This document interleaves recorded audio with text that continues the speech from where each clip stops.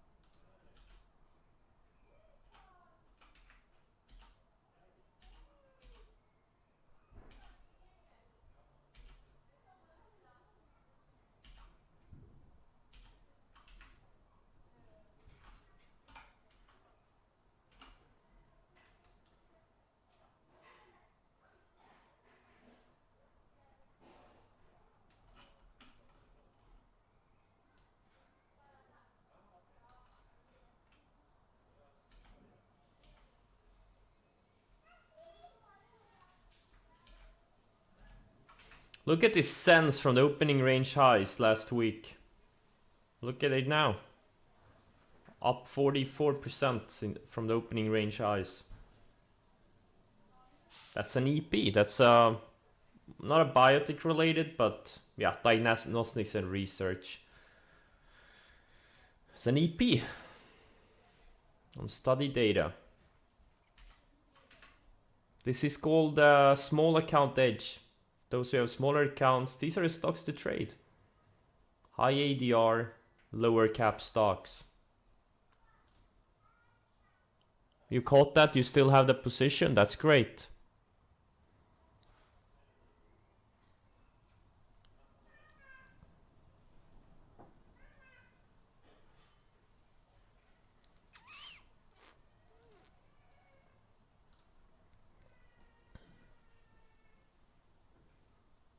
A bunch of you have it. That's awesome. Very good.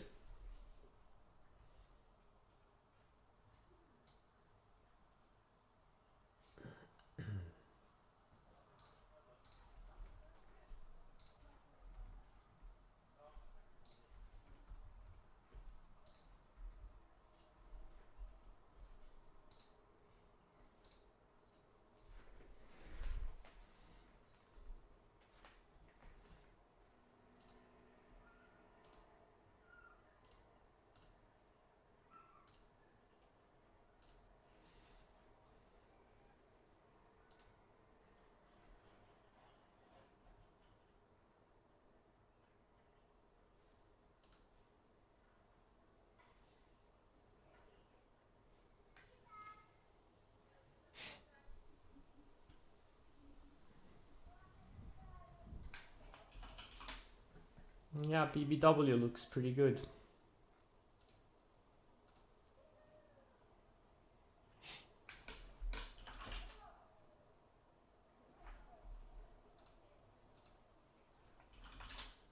Wait, what? Is gold gapping down but silver is gapping up? Why? Why is that? Can someone explain me why silver is gapping up but gold is gapping down?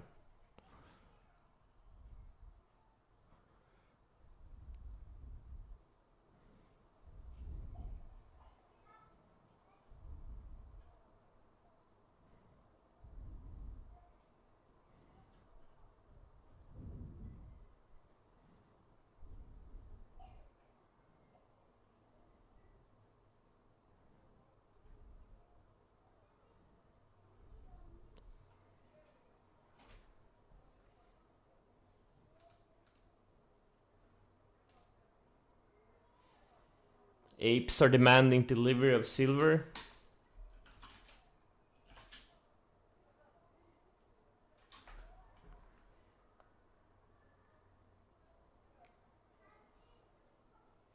They did push it quite a bit last time. 20% almost in 2 days. That's not bad.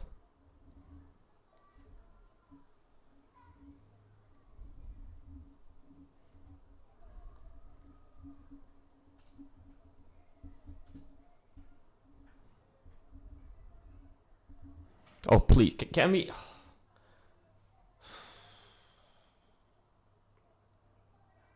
Oh, so gold is gapping down and silver is gapping up today because silver has an industrial component to it? Thanks. Thanks. That's some great logic.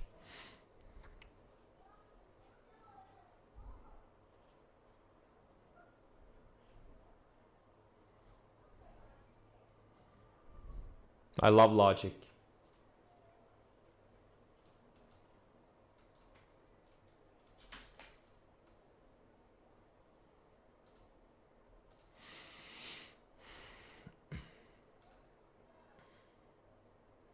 With that logic, shouldn't gold be down every day and silver be up every day?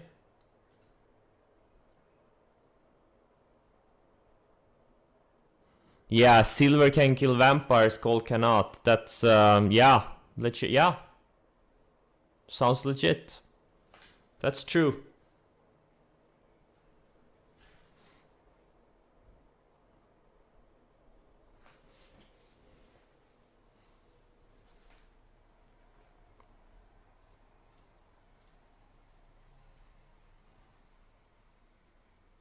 Oh yeah, yeah, you can have silver bullets to kill werewolves, yep.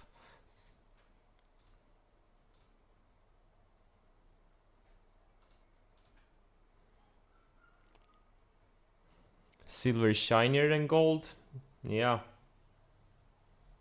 Is it? I have no idea.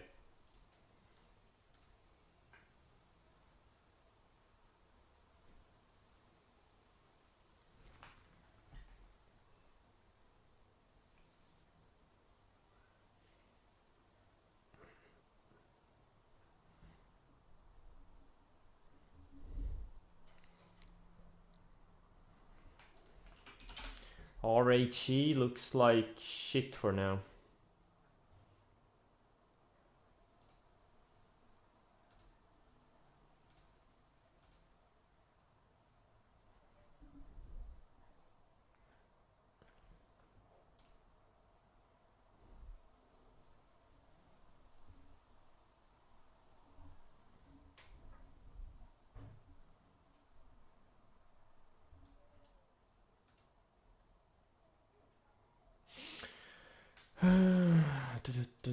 So I'm still short AMC from 2 days ago and yesterday's ads.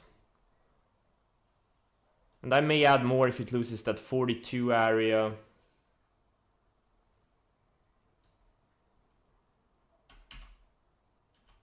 And BB2 I may short more if it starts losing yesterday's lows. But they could very easily bounce also. AMC undercut the 10-day, closed way off the lows, had a little bit of a wick, and you know, we'll see. Could very easily bounce back to high 40s. And BB could also bounce back to high 14s very easily, so we'll see. If they close strong, I'm not gonna hold them over the weekend. If they could close like this, I'm gonna hold them over the weekend. And obviously if they close lower also, I'm gonna hold over the weekend. Unless they go down like 30% each, then I'll cover them.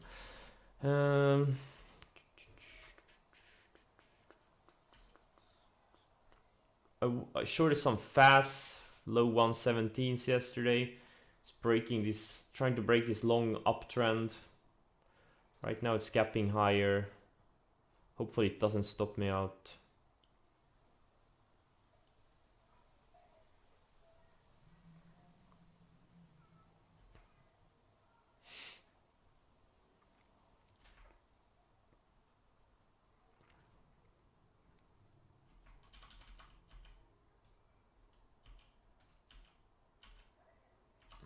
Yeah, BNTX, everything else is holding up really well. Just digesting their recent run-ups.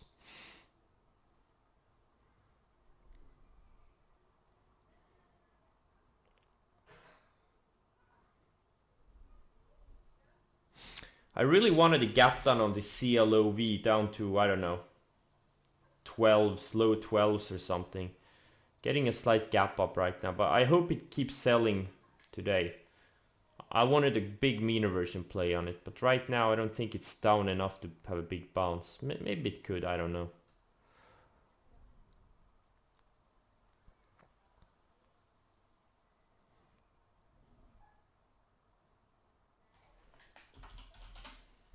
Flagging. Looks decent on the weekly, on the daily, it's all over the place.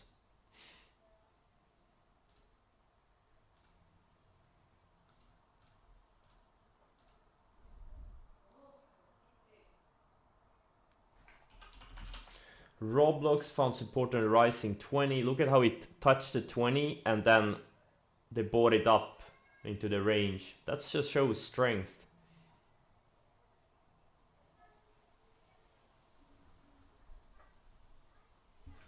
LEDs or ADOS for mean reversion?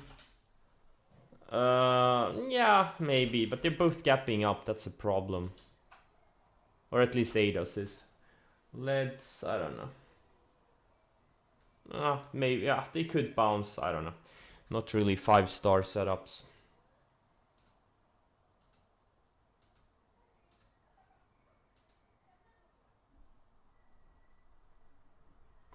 MXL. Yeah. It's just another semiconductor name. There are many better ones. AMAT, LRCX, much better. They have lower ADRs, but... Or you could just trade Soxel. Triple semi ETF, I think that's the one. Best bang for the buck.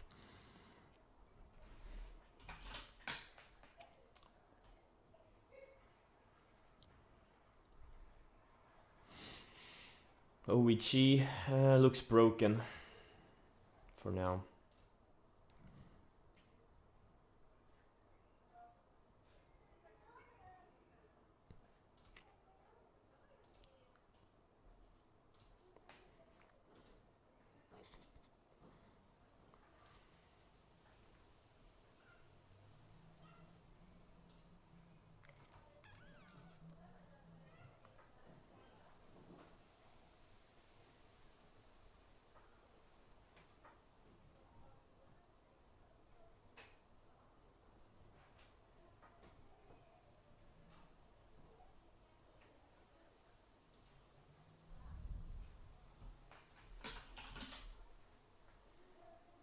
Yeah, this is more of a bottom bounce setup. It had an episodic pivot yesterday.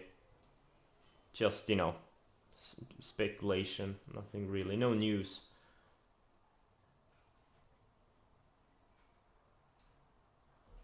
It's beaten down. It's built a base, you know. Like, small cap traders love, you know, these types of stocks. And they can bounce. You easily bounce back to 10, 12 bucks. But the entry was yesterday. When the volume came in. East could do a double in 2-3 days. Really? Yeah, sure. Why not? Maybe when it gets a better setup.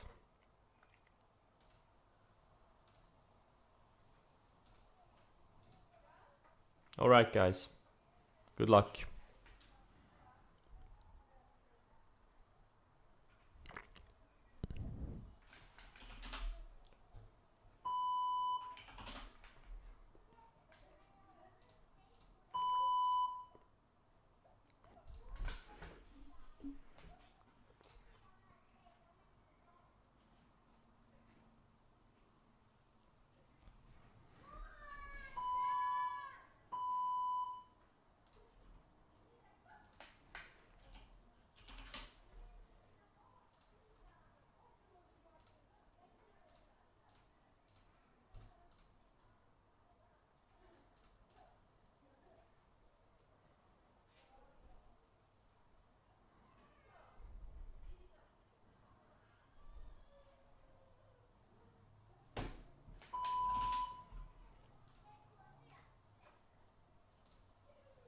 Snapchat is trying to go.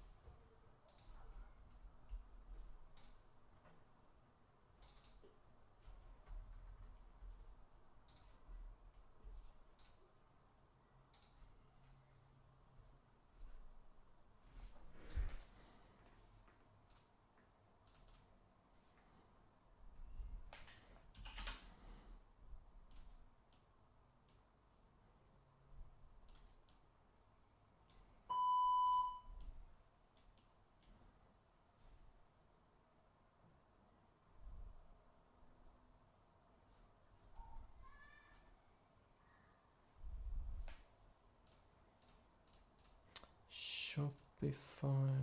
Okay. Steel is about to break out of this little flag. That should be good for my CLF.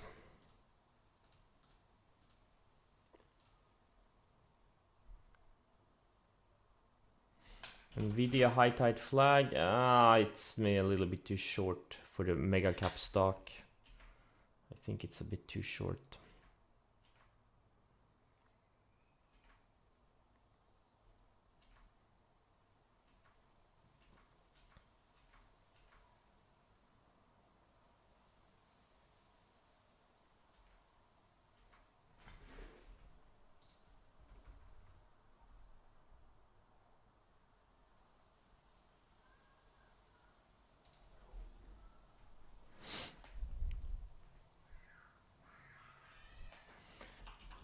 Raccoon small account edge. Oh, you entered here? 19th of April on this setup? Or what?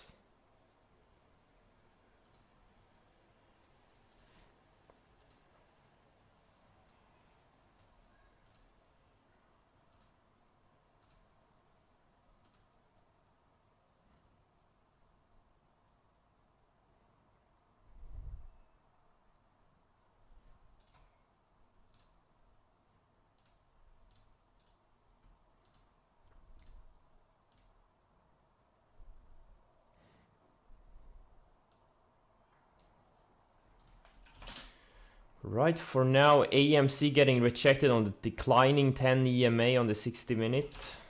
Same thing with BB. BB didn't even manage to touch it.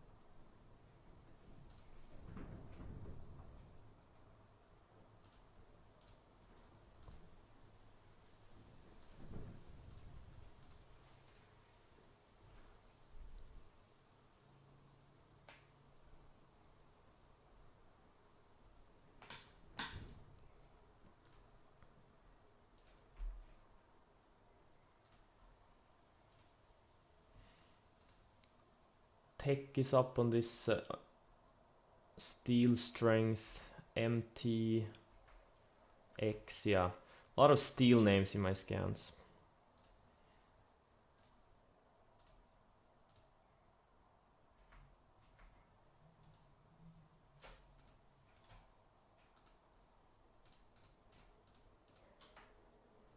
Doku is having follow through from the EP.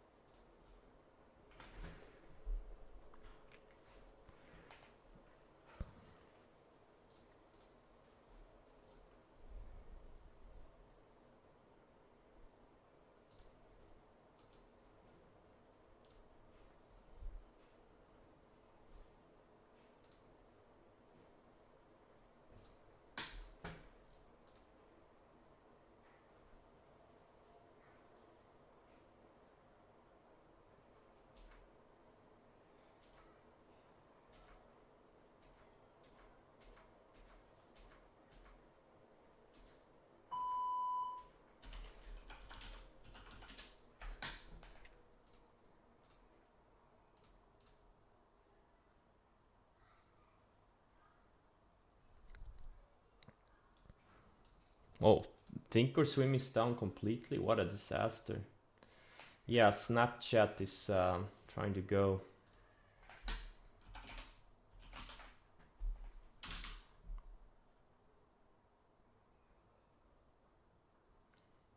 But is it a great setup? I don't know. I mean, no, I guess it would have been better if it had a tight day before. I don't know.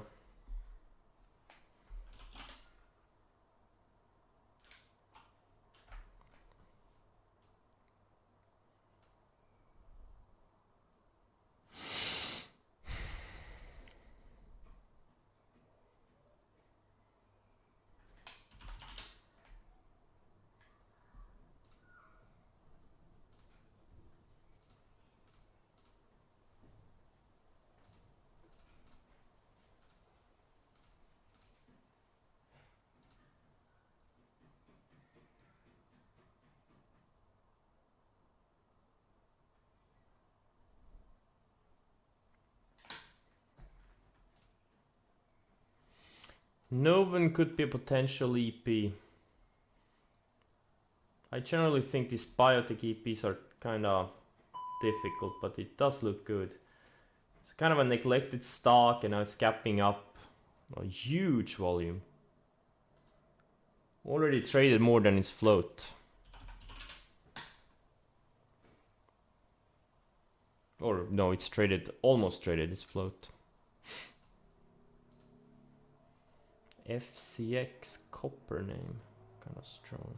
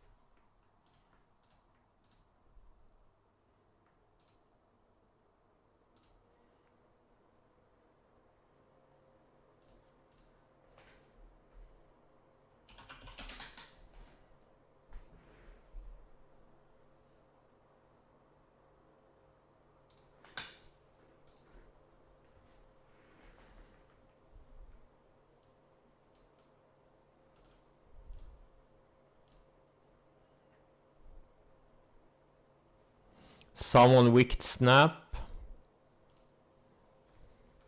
Fake news.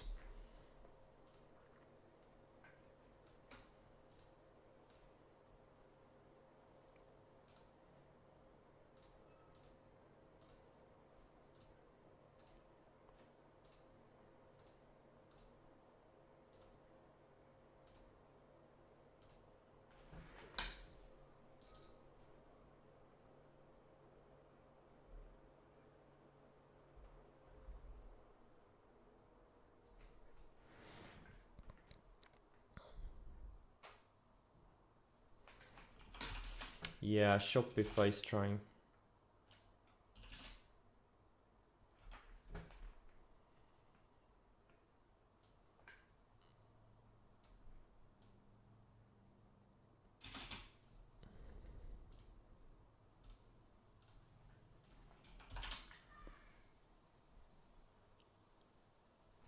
Oh, Playboy losing. Oh no. Must be Citadel on it. I think Kenny Boy is on it.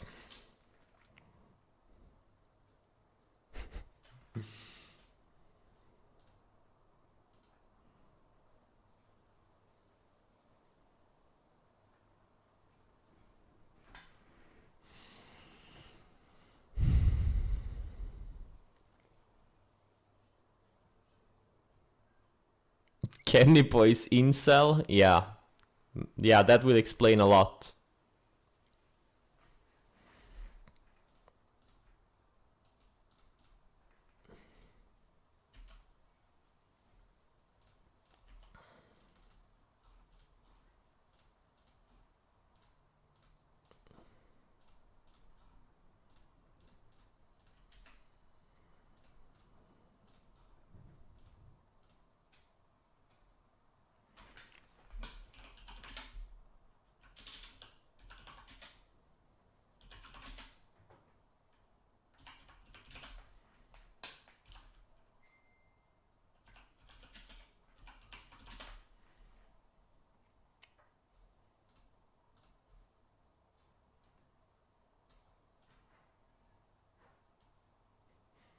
So ORPH is almost up 40% since the opening. Okay.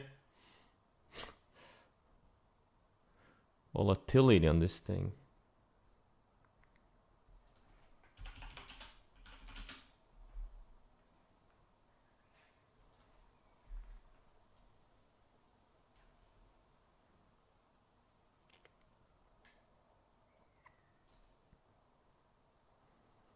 AMC taking out lows for the day. CLOV near the lows for the day.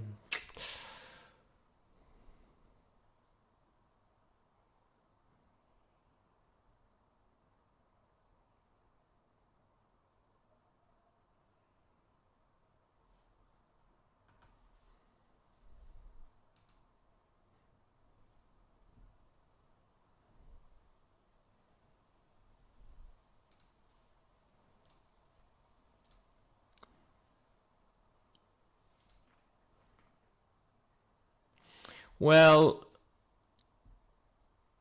24 hours. The YOLO stocks.live shows other data than Swaggy stocks.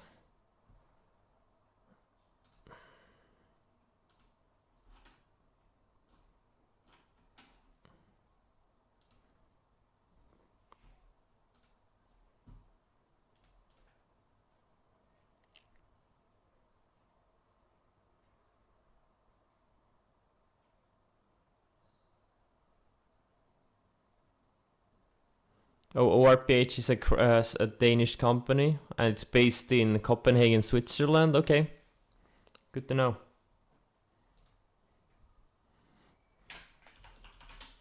The Danes sure as hell know how to run their stocks. Up 1200% in one. No, sorry, the Swiss, I mean. Oh, so people of Switzerland are called Danes? I didn't know that. You learn something new every day.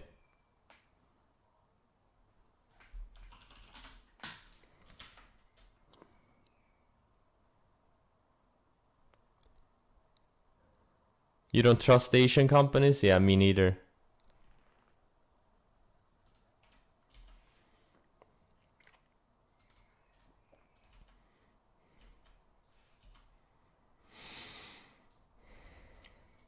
This BBIG, if it can go sideways another day or two, that would be great. It's kind of building a high tide flag here.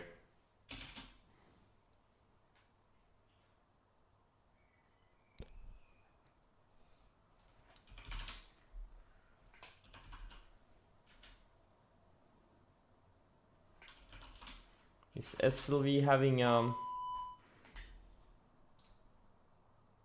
Fake breakout again. Needs to break out and then just, you know, go.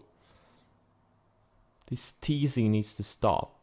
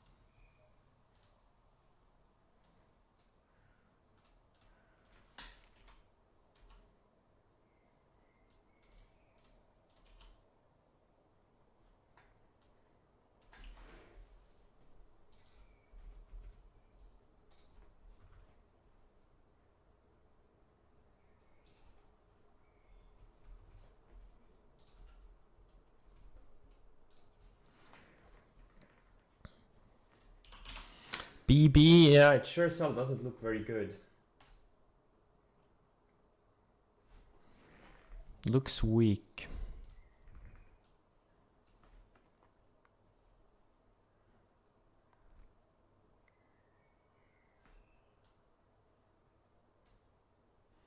Loses the 10-day. Next stop would be the 20-day, which is like 16% lower.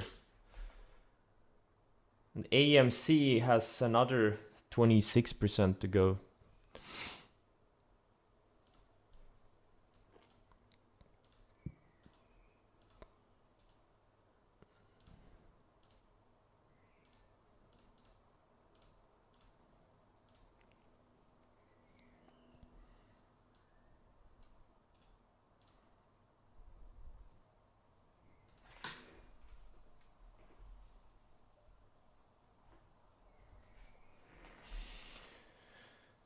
Maybe I should have added to AMC instead. Oh, whatever.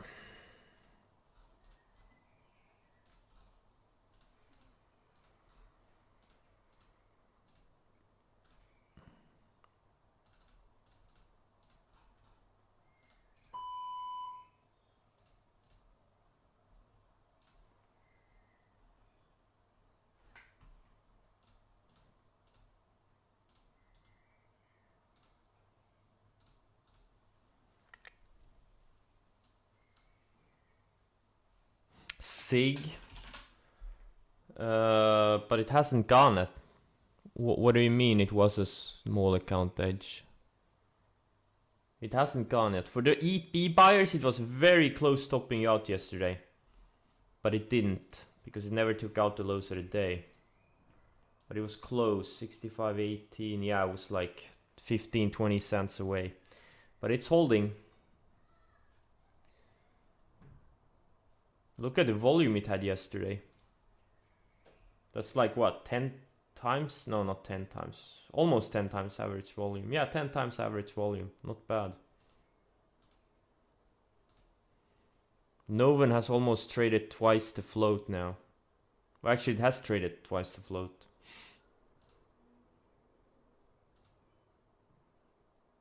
But it already took out the opening range lows.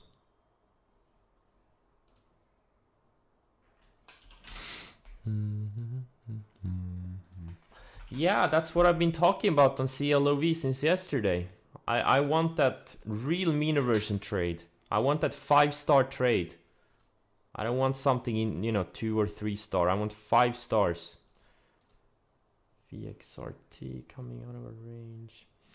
Biotechs have been waking up lately too, since BIIB data.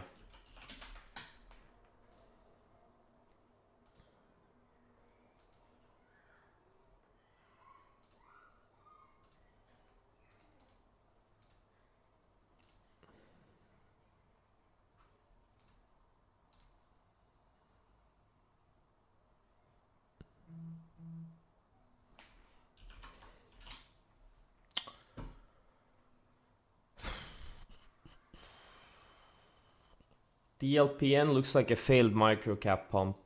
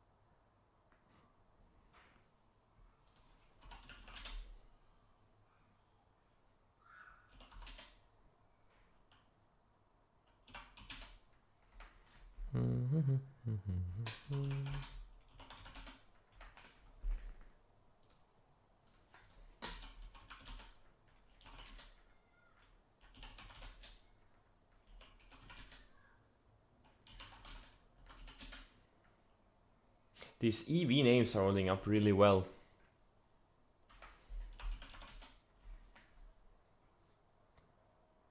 Except for Tesla, which looks like shit.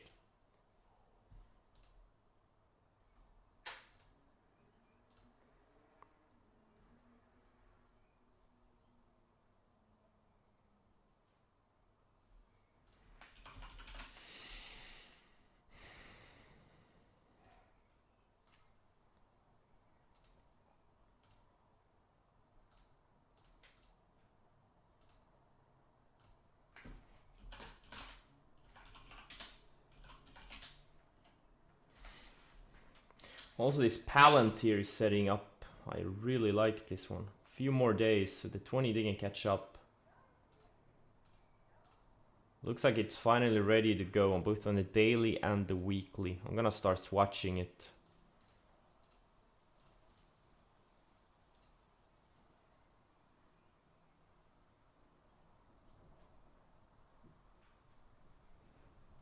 Is there a correlation of stock price and the successful trade of a good setup?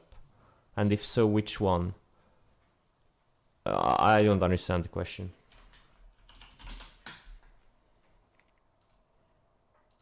Stock price makes no difference. Focus on the setup.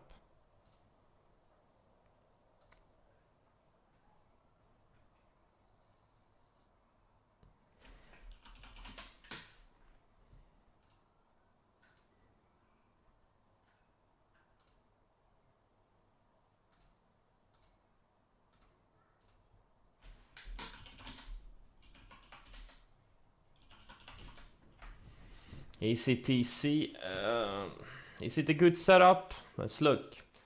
Made a big, nice linear move, up almost 50% in a couple of weeks, and now it's been digesting the move. It's very orderly and controlled. Yes, it's a good setup. And this stock has proven previously it can run. Even though the ADR is slightly below 5, this thing can go, because it, you know, previously this thing was up 175% in a couple of weeks. So that's always a good sign when you know, when a stock has made a big move previously. Then you know it can run. Versus all the other random stocks out there. You wanna be in the fastest ones, not the losers. Noven, nice. Man, maybe I should have bought it myself.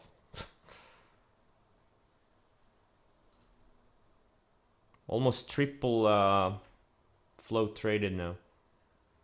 Now AFRM is one of these bottom flag setups. Not the most explosive one, but it's made a nice move off the lows. About 40% in a few weeks. Pulled back a little bit, found support on the 10-day, and now it's kind of trying to break this flag. Not really a great flag. I would have preferred a few more days of sideways and tightness, and the 20-day to catch up. But over the past few weeks, these setups have worked pretty well. Over the past 2 weeks or so.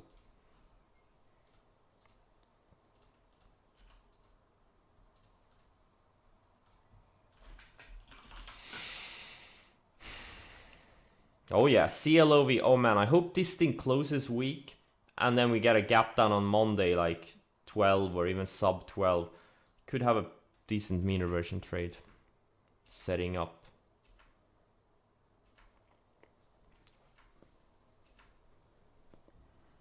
Looking forward to it.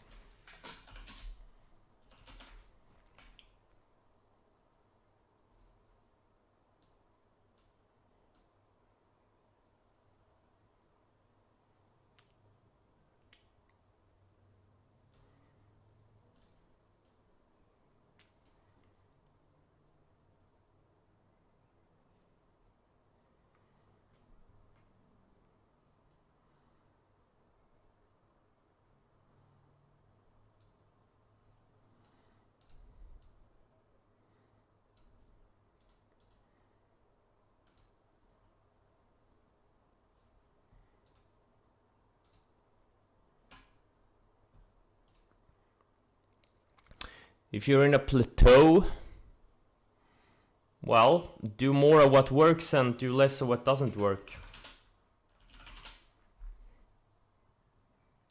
And especially if you're not profitable yet. Cut away the shit that doesn't work and do more of what works.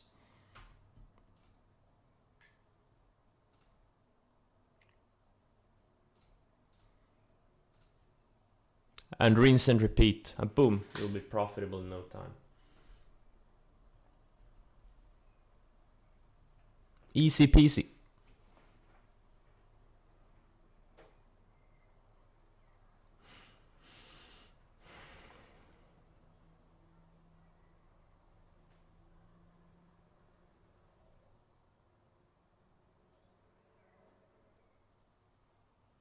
CLF looking good. Yeah, it looked good like 3 days ago when it broke out.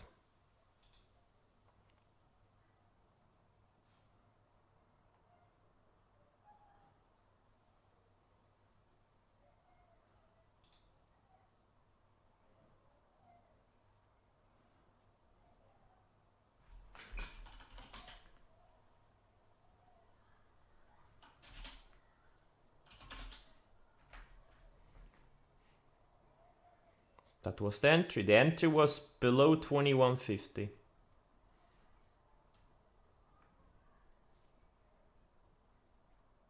And now it's gone.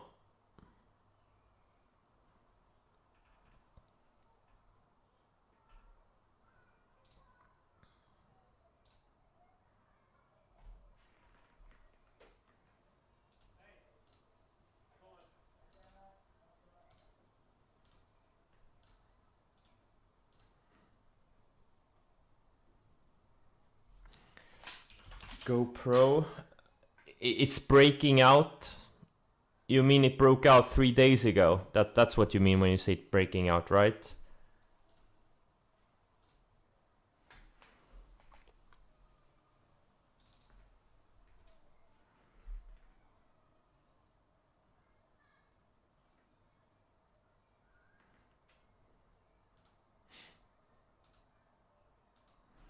Dun, dun, dun, dun, dun.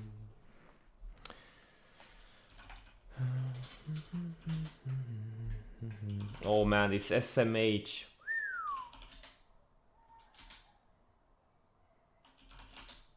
I think there's some big trades coming in this semiconductor sector. They're really setting up.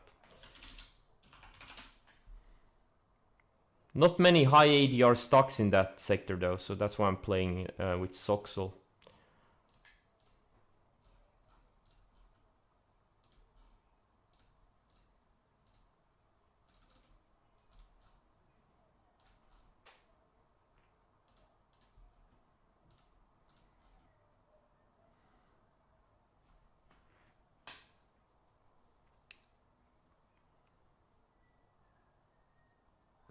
Yeah, commodity stocks are generally more mean reverting than growth stocks, and you know, like other sectors.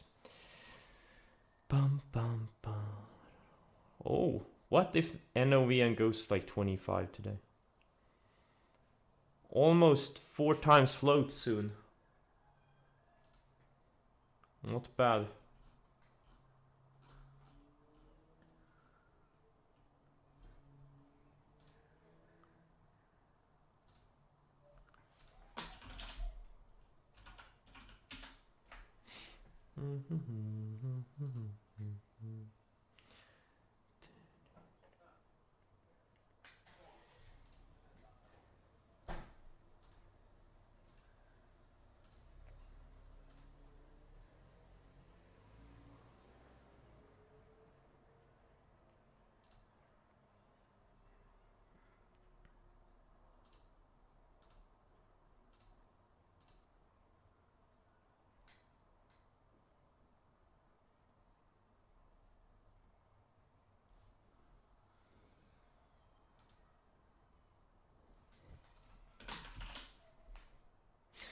This DGLS looks great.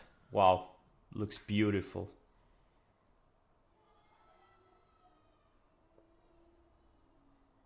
ADR 8.6. Beautiful setup. Wait, what?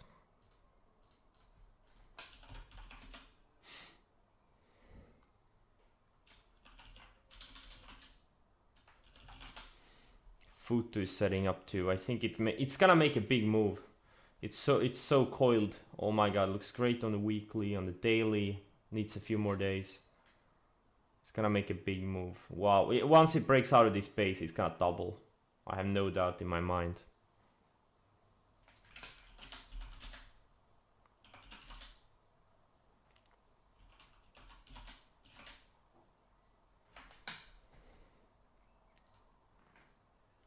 No doubt in my mind.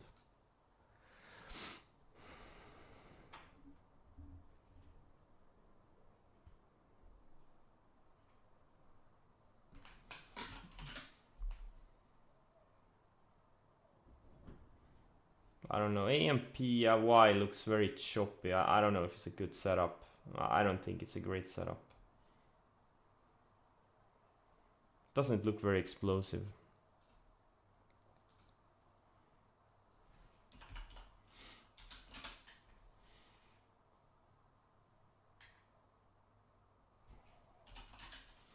UEC, yeah, it's building a longer base.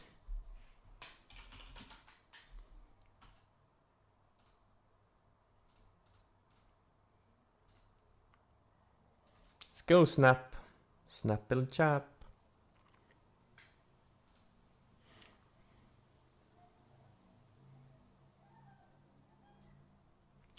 How to put the ADR? Very easy. You right click here and you click edit toolbar.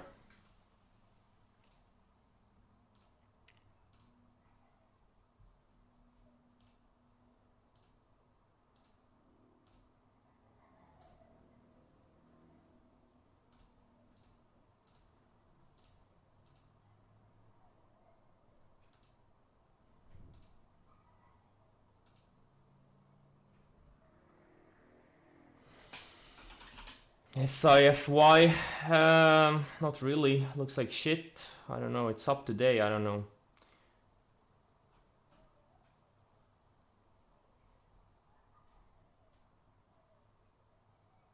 Maybe it has some news. Not sure.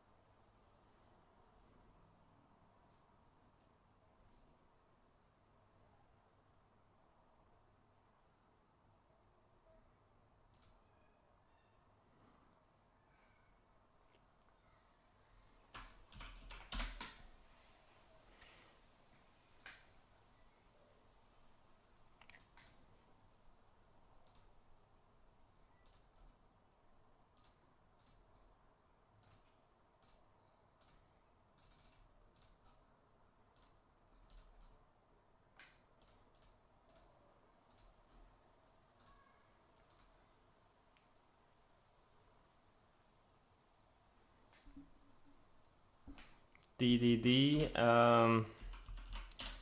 Yeah, it is flagging nicely. It's actually a pretty decent. Yeah, it's building a decent flag. Hopefully, a couple more days.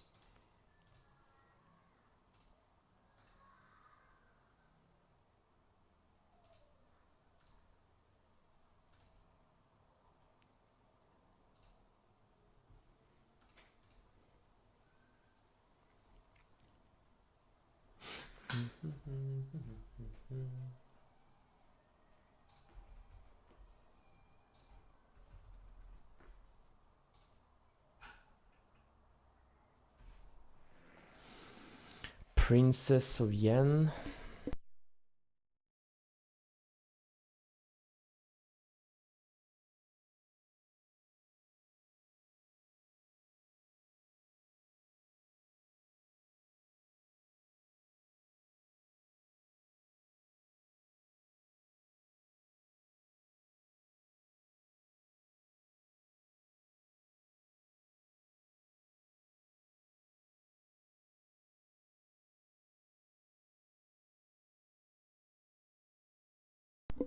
Yeah, thanks for the recommendation. I'm gonna watch it when I have time. Princess of the Yen.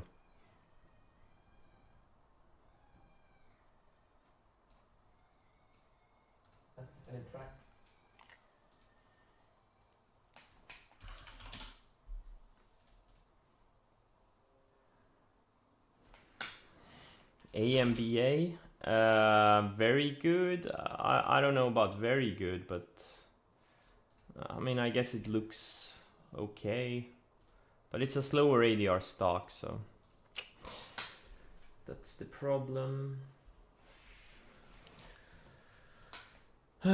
Raccoon, what's that? Yeah. Yeah, Raccoon had a great setup here. That's why I was asking if he was long from here. That's a 5-star. I mean, this is like, this is 5-star. You can't get better than that. Looks similar to LEDs. Very similar to LEDs. Right? Very similar. These are 5-star setups. You can hone in on those. Especially on these micro small cap names. They can double, triple in a short amount of time. Even quadruple. You know, you're gonna get to your first million, you know, very quickly.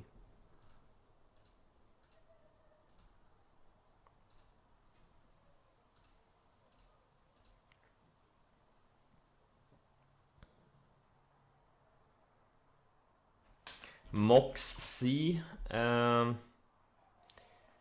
3 days ago here was a good entry here. Didn't have much juice yet. But yeah, it had a good setup here. It was a beautiful setup. 4.5 stars.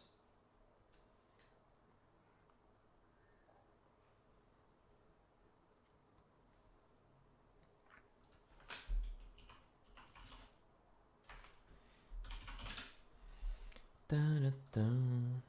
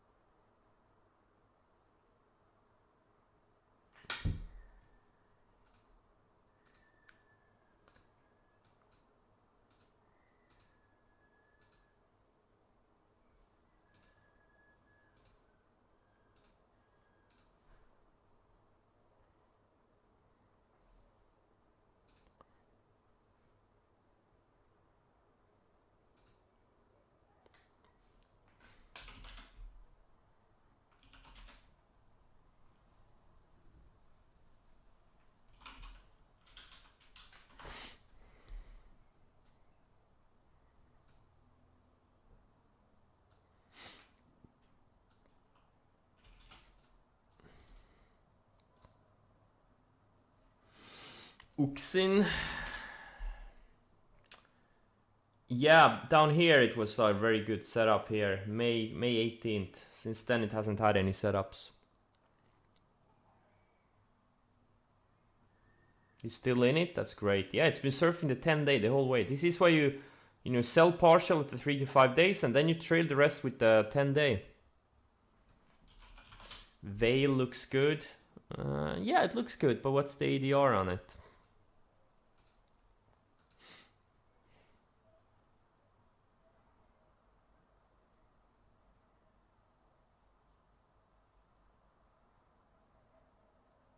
Yeah, some of these are easy to see on the 1-hour chart, like especially this IHT that had initial breakout but failed, but it did have another breakout here in the low 9s. You couldn't really see it on the daily, but you clearly saw it on the 60-minute. But LEDs and the other ones, they were very clear on the daily chart. How can you say LEDs was not obvious on the daily chart? I don't know what you are smoking, but this was super obvious. You don't need intraday charts to find LEDs, or this other one, MOXC. You don't need intraday charts. Sometimes they can be useful though.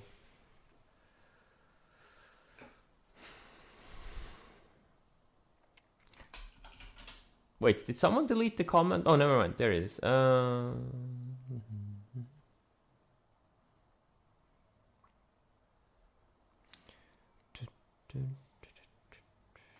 EOLS. I mean, I guess it looks decent. It's probably too late to buy it now. It's already gone, but yeah, it's decent. It made a nice move, 40%.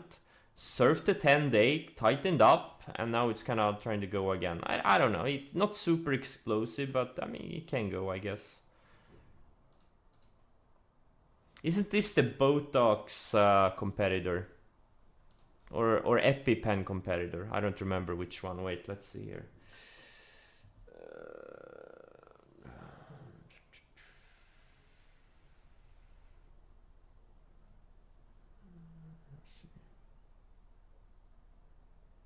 I remember I was shorting it here back in 2018. 5-star short setup. Yeah, this is like a Botox competitor cream, wrinkle cream. If you want to get rid of wrinkles, buy a EOLS stock. Or buy the product, I don't know. Maybe it helps, maybe it doesn't.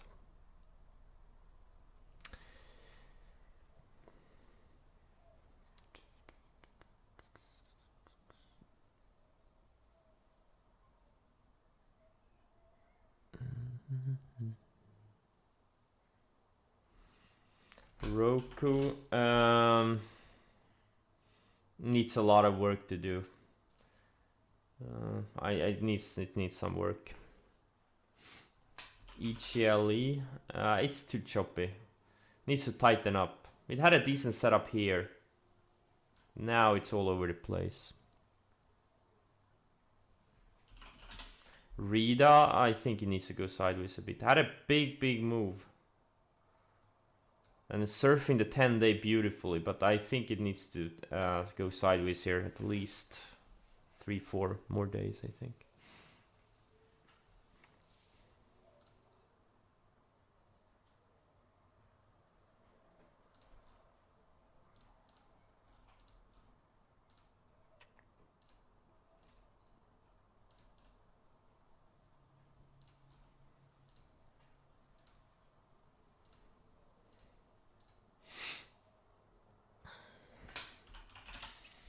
Pierce had a setup 2 days ago.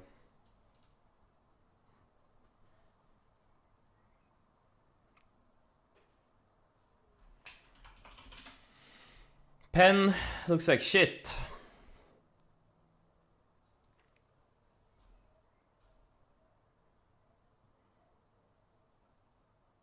It's a lot of work.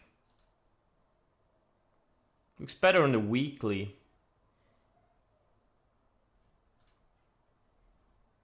But on the daily it looks like absolute shit.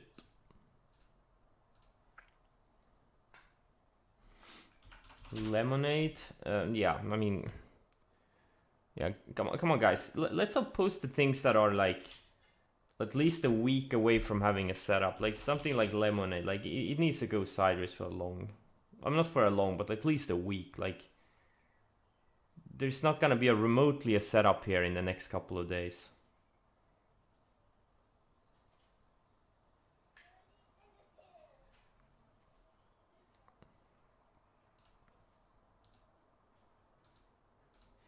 I do like this Beyond Meat though. This thing is still building a flag. And it looks ready. Hopefully it can close like this. It would be a 5-star setup. Or maybe not 5-star, but 4-star. Looks like a very powerful flag here. I made a big move. Now it's been going sideways and tightening up.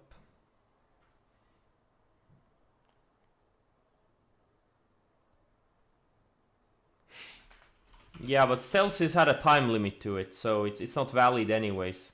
It had to go to 100 before the next earnings report, and that was like 2 earnings reports ago.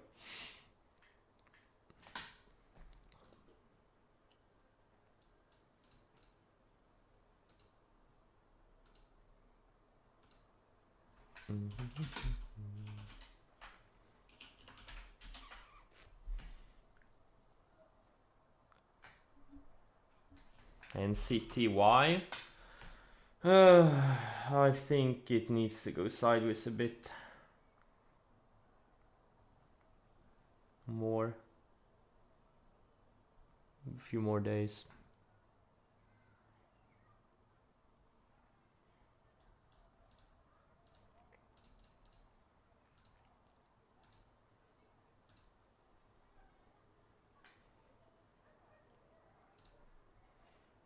Okay, FAS, follow through selling, couldn't reclaim the 10 EMA, got failed at the 10 EMA.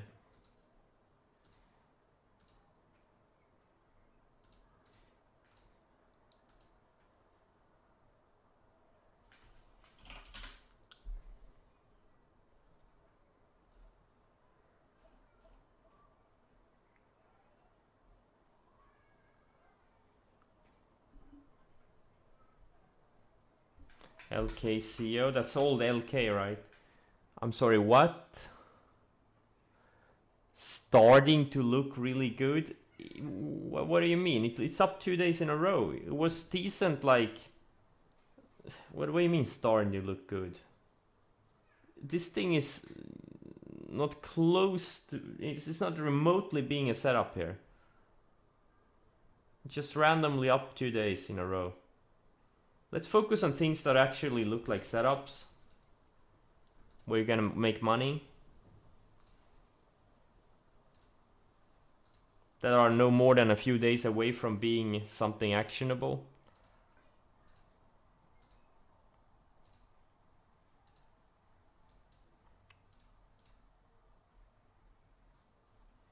That's what we're here for. We're not here to look at hundreds of random stocks. We're here to find setups with an edge so we can make money. That's our sole reason to be here. Dun, dun, dun, dun.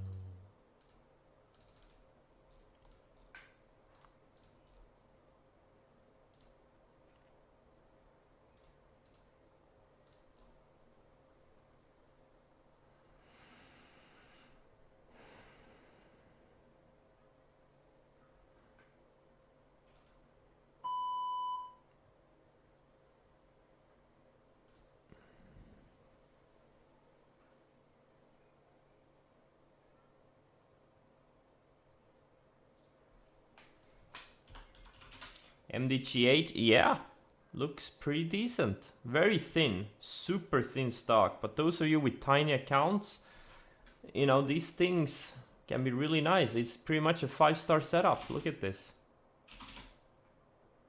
Looks pretty decent.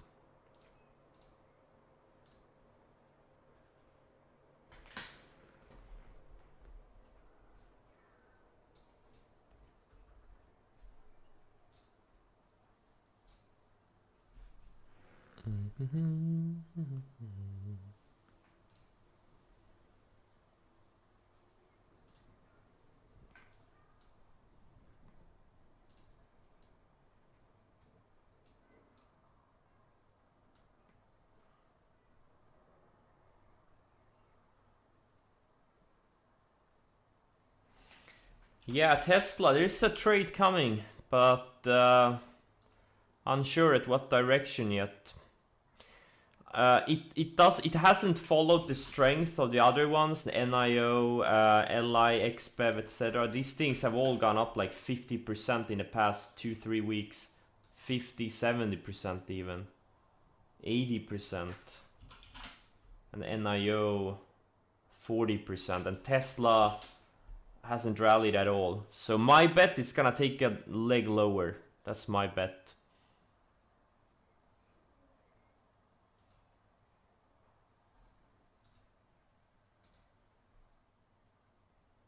but still inside of the range, so kind of useless making predictions.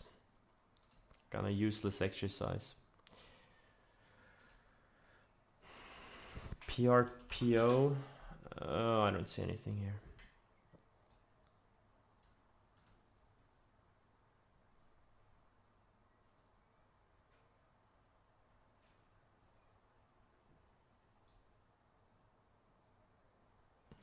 Yeah, the biggest drawdowns always happen after great runs, and that's how it should be.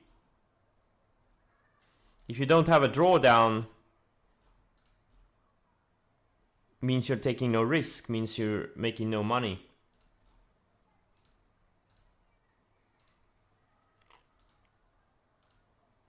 Like if you have a set of rules and you double your account and your drawdowns double in size, that's a feature, not a bug. That's how it should be.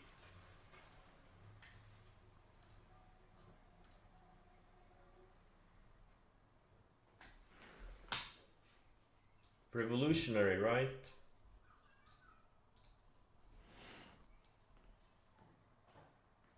E-man.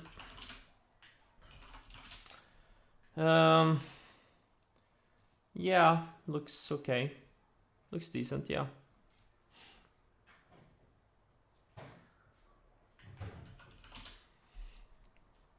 Yeah, stem needs a few more days.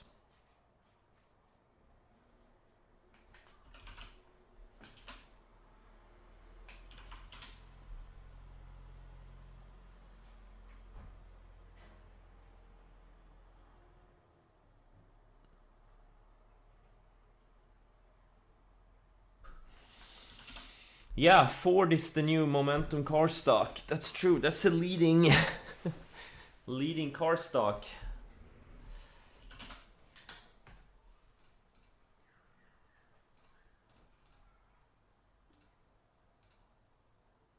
Oh my god, NOVN. What if it actually goes to 25 today?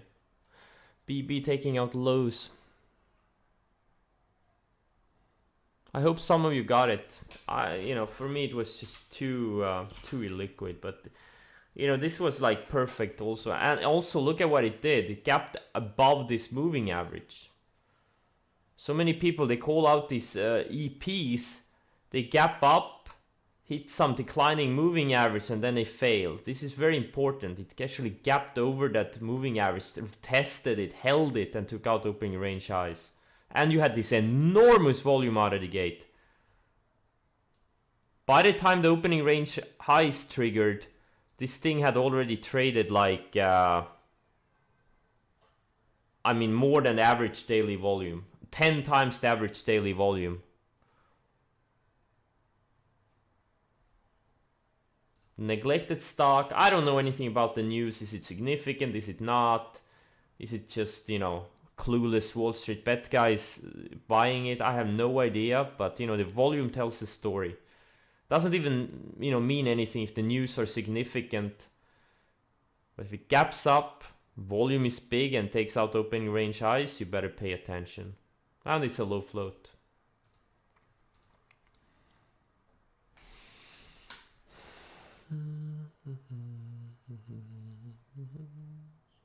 Yeah, but the markets trend only a third of the time, but even if the markets go sideways, there can be individual stocks that make big moves.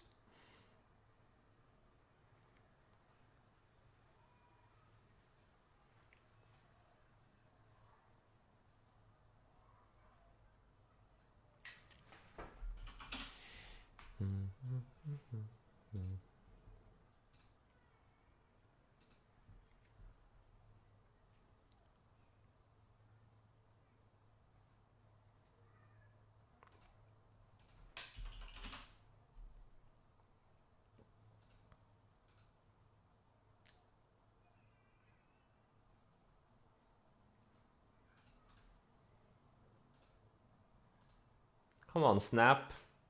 Let's get to 67 today.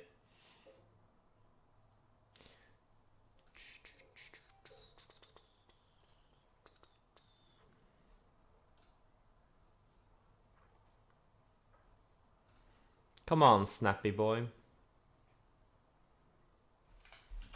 Similar to any? I don't know. Well, they both were neglected. Had big volume right out of the gate.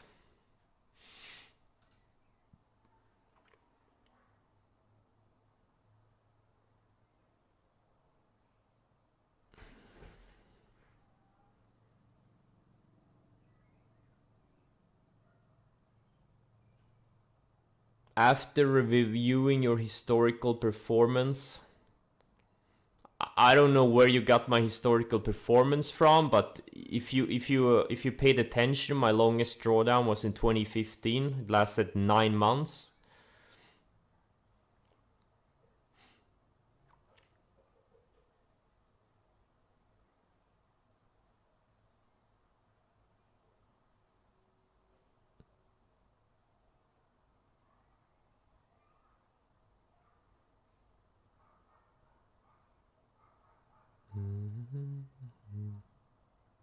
I have drawdowns that last 3 to 6 months every single year. It's a feature, not a bug.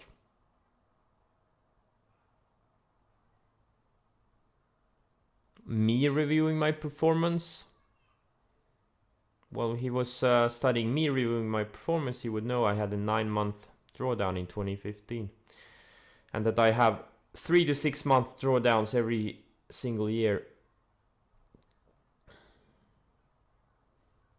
So this is nothing out of the ordinary. Dun, dun, dun, dun, dun, dun.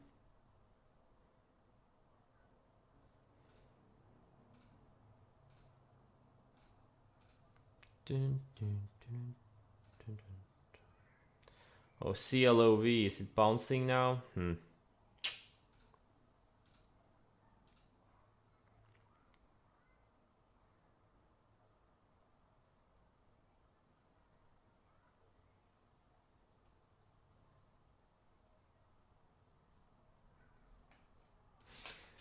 Kin, didn't I just talk about it? I don't even remember. Yeah, I guess it's setting up. Let's, yeah, what goes up comes down.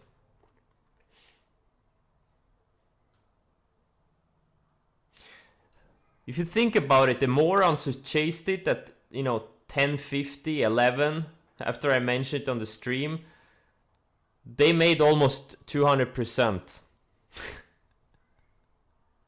And now they're thinking, hey, this guy on Twitch, he doesn't know anything. You can chase and still make great money. What a fucking moron. If I'd followed his advice and not bought, I would have missed a 200% winner.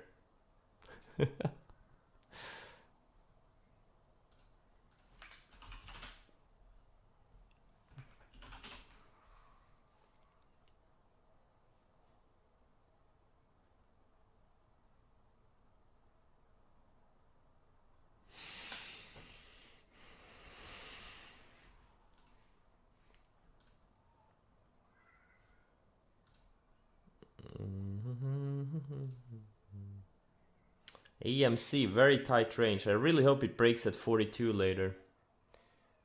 And goes to 32 today.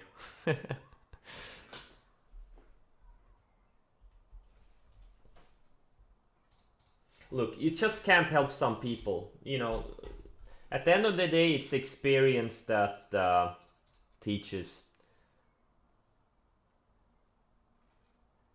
I know people too just randomly buy stocks that are hot. They hear about it somewhere and then they buy it when it's up like 1000% in a week.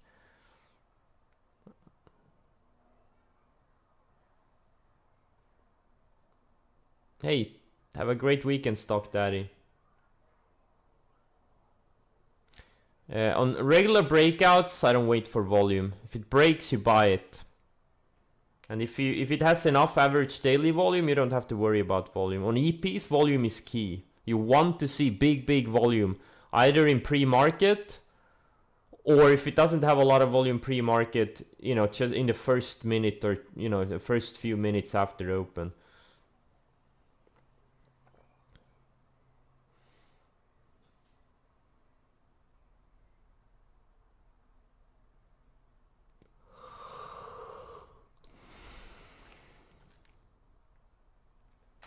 Raccoon. Why stocks fall sometimes? Well, because this stock was up 1500% in 6 months, and I have to check the news.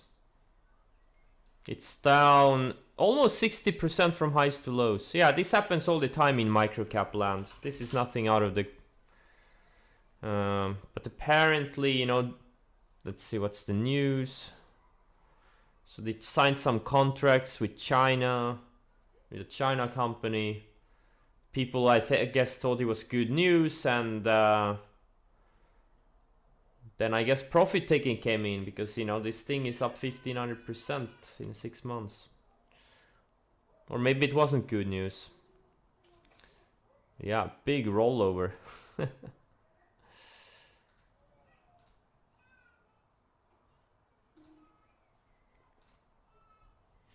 But even if you for some reason bought this thing today, you would be fine, because you would have gotten stopped out here in the 1540s, 1530s, 1520s.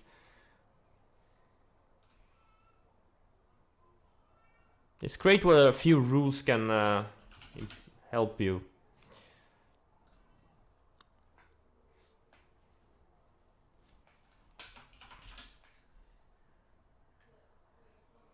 Yeah, TIRX went down 87% in 1 day. Not bad. And what's even funnier is it's since the lows of this day, it's down another 40%. Quality business, guys. Yeah, and these types of things, they happen all the time in microcap land.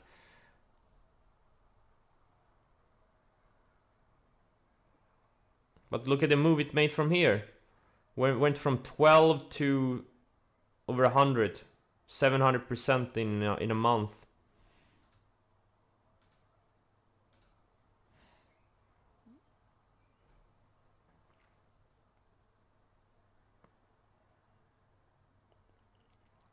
Yeah, I know. I paid attention to what Livermore talks a lot about this. You know, when people ask him for stock advice, he never gives them advice.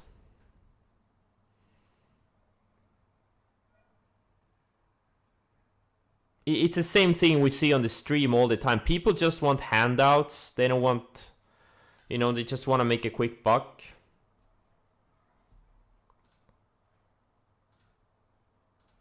And even if you give them some good stock advice, they still won't be any wiser. They don't know when to sell, right?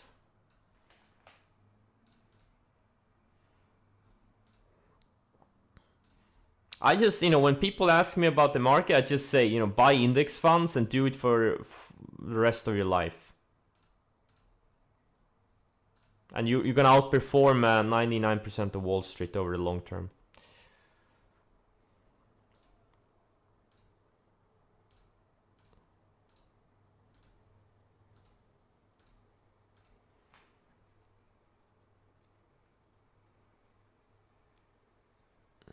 An exit strategy. That's when you go to the bathroom.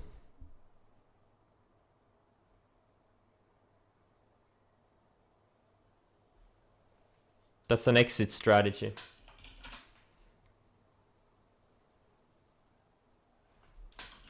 '80s, yeah, looks pretty decent.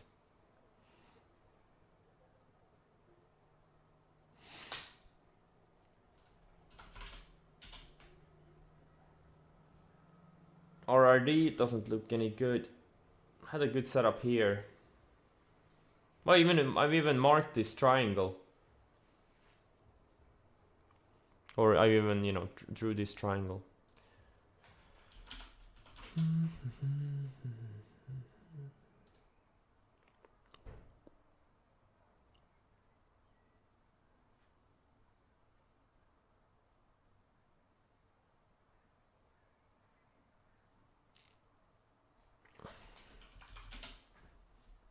SPLP, holy shit, this thing has made an enormous move. Oh, never mind, it's not as big as I thought. I don't know, this thing trades weird. Look at this breakout here though. I don't know why it trades. It trades super weird.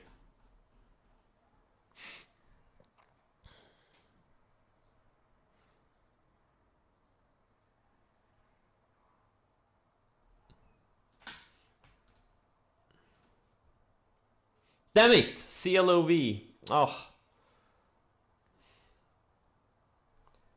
Well.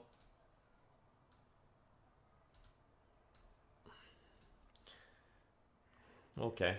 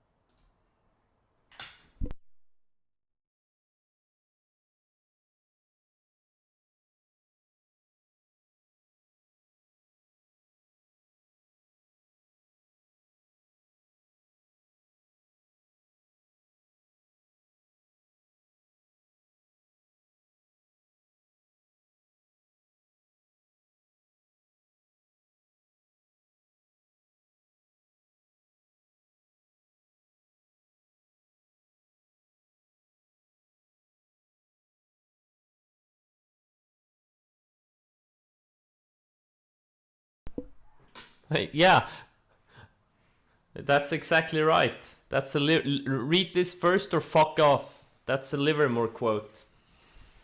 Ship. I don't see anything here. Man, this Shopify is so coiled. Oh my god. Amazon too, man. This thing, look at how it found support in a rising 50 weekly. Netflix looks a bit sloppy. Apple looks good. You know, it's been building higher lows for a long time. I mean, it's hard to get bearish in the market when, you know, things look like this. Netflix needs more work. What more are Microsoft? Yeah, Microsoft has been strong for a while. Look at the move. What a move. Bull market, baby. And imagine if you had listened to all these stupid bear accounts and all these stupid bears on CNBC calling for the next big crash and end of the world and blah blah blah. And look at how many stocks have made these types of moves. Look at this, right? So many useless people. There's so many useless people out there. There really are.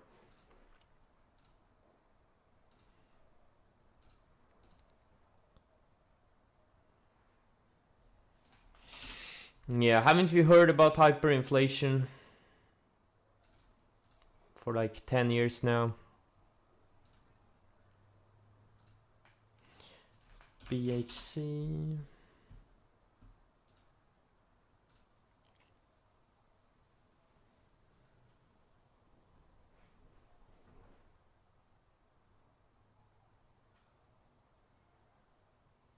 Yeah, it's true. Fair sells. That's true. And bearish arguments always sound smarter too. Like the bullish argument is always this. Look, shit is gonna happen. It always happened. There's always gonna be shit in, you know, along the way. But in the long term, it's just gonna be fine.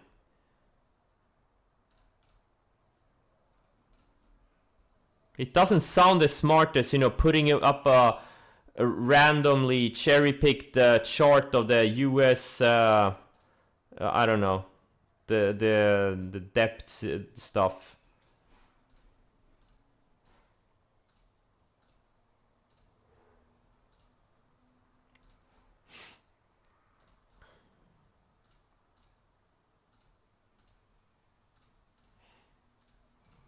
And also, if we're gonna get hyperinflation, trust me, it's gonna show up. Gold and silver, they're gonna make enormous moves. Probably Bitcoin and, you know, a lot of the cryptos too. There's gonna be a serious flight of capital into, you know, those types of assets.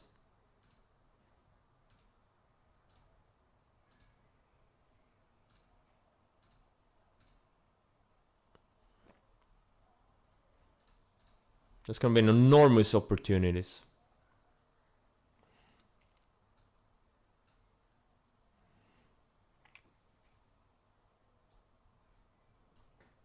And yet none of the bears predicted the COVID crash.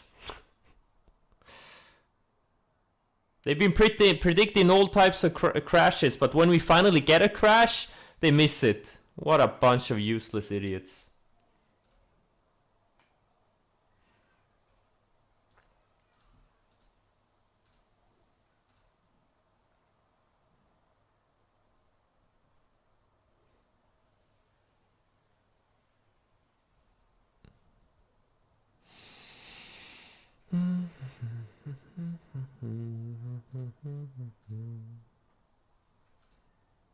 Like, it's like, hey, I won't leave my house today because there might be a storm. That's the same logic, yeah. There's always gonna be crashes. There's always gonna be big storms doing a lot of damage. Doesn't mean you can't enjoy life in the meantime, right?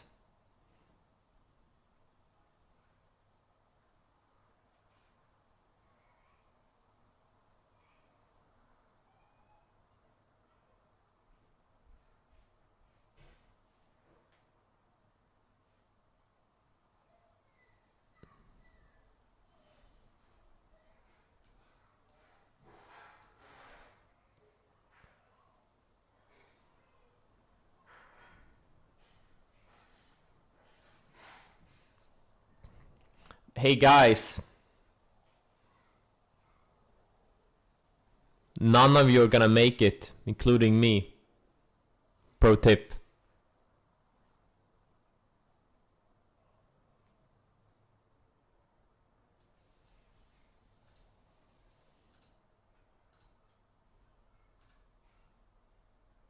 I know.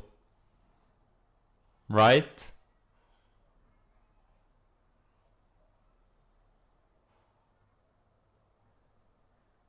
Yeah, the markets are always the best leading indicators. If you pay attention to what's going on.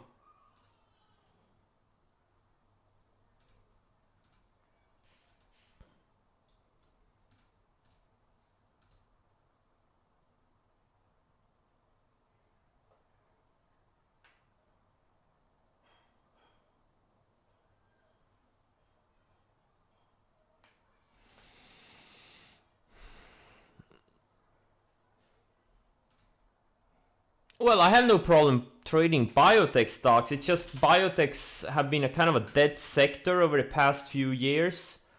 I mean, between 2010 2015, biotechs were really hot, and they're, you know, just look at the biotech indices.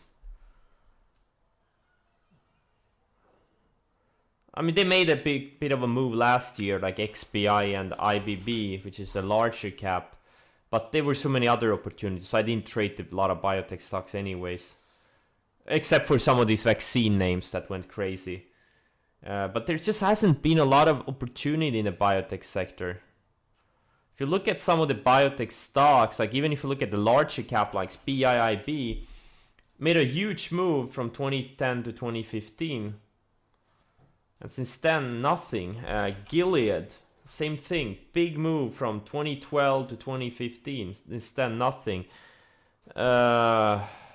What more are there? MYL. Wait, Milan is not in the market. Did they get bought out? Wait, what's... let's see. No. Oh, yeah. Biotechnology. Let's look at the dollar volume. Noven is the biotech stock with the highest dollar volume today. And it's a microcap stock. How funny. Yeah, Vertex. This was kind of a choppy one, never mind. It's Amgen. Oh no, this was never a good trading stock. Reagan, that's the one. This made a big move also, 2010 to 2015. Huge move. What other ones are there? There's just not that many liquid biotech stocks around. Even the large cap ones are not super liquid. Jazz. From 2009 to 2015, it went up 22,000%. Bear markets create such opportunities, it's insane.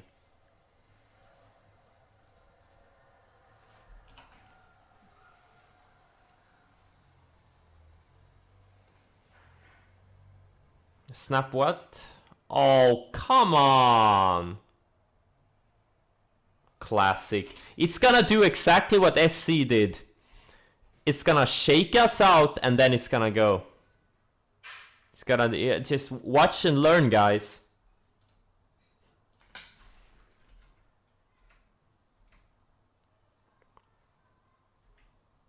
Yeah, classic.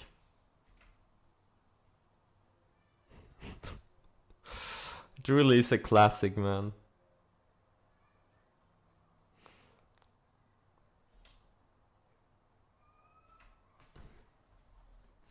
Is Kenny Boy on Snap now? Fucking Kenny Boy.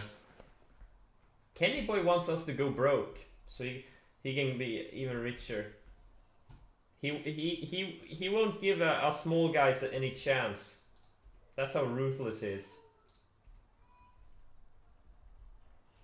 Let's see. Kenny Boy net worth. Oh, sorry. His real name is Ken Griffin. Ken Griffin. Oh, he's down 100 million since a few days ago.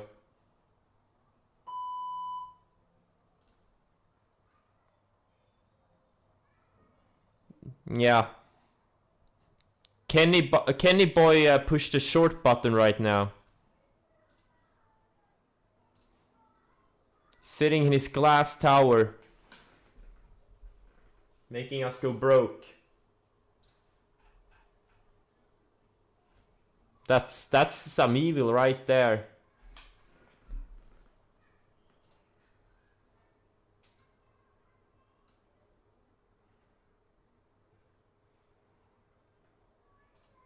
He's not even in the secret evil short Discord. He's doing his own thing. He's a rogue.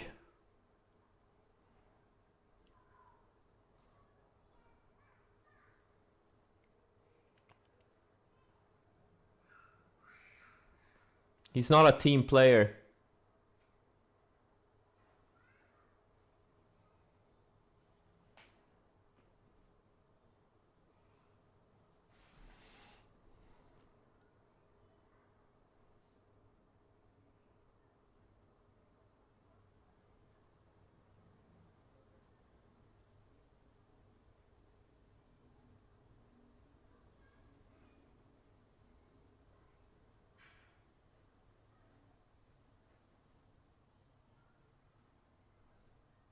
I hope you're not serious, thinking this is some day trader shorting resistance. First of all, what resistance?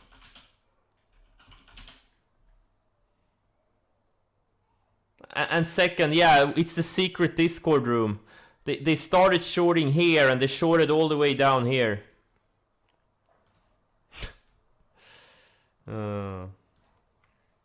All the day traders, they teamed up.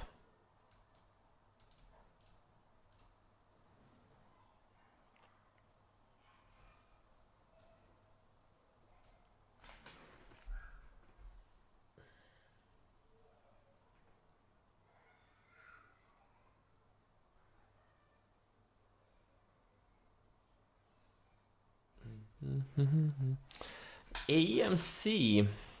I think if it takes out highs for the day, I'm gonna cover significant portion of it. This thing would easily run back to $50.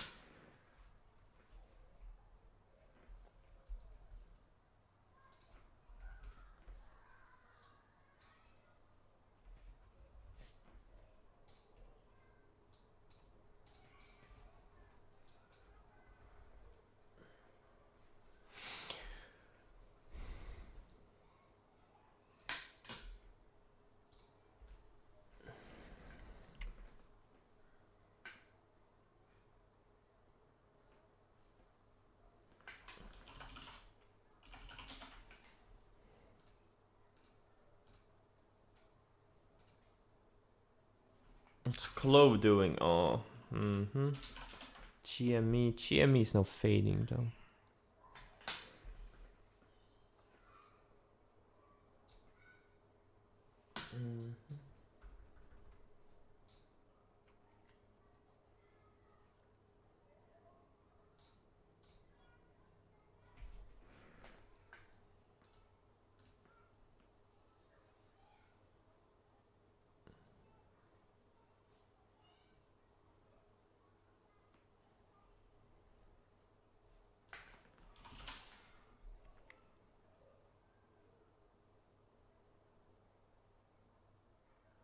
You know what, if BB holds here and maybe closes, you know, near the highs of the day or takes out highs, it could be a long setup for next week.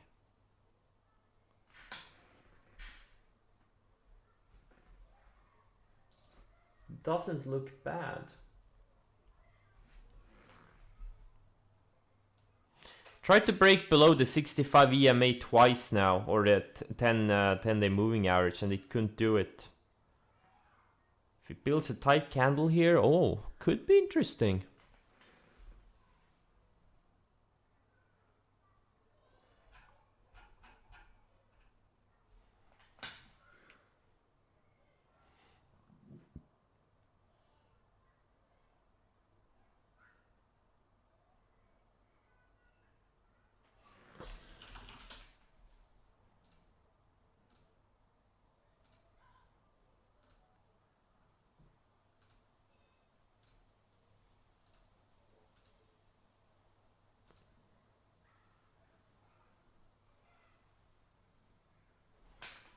NCMI, avoid it. There's no momentum here. You need to be in momentum stocks. This is not a powerful flag. It's up 16%. No. Nope. Nope.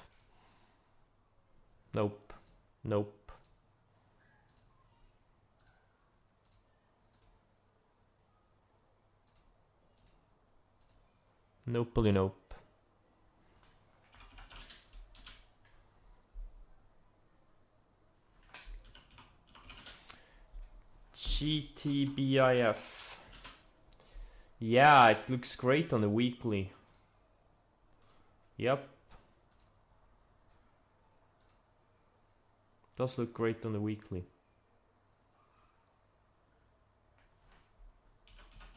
VXRT, yeah. I had some news, I guess.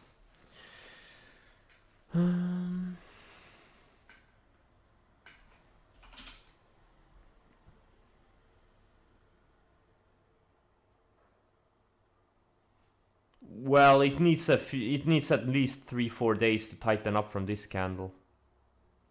At least 3-4 days.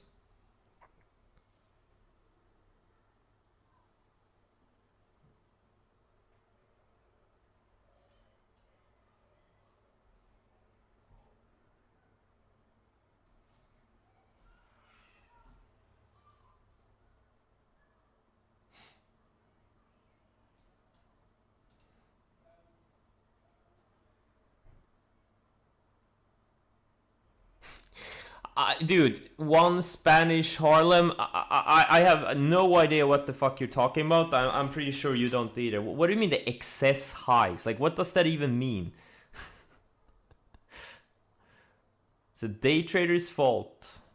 The day trader shorted this thing, and that's why it's having some downticks. I mean, just stop it. Hey, what was it? SC? Was it the same thing that happened to us a few days ago on SC? Did the day trader short the excess highs? Was it that's why it stopped us out?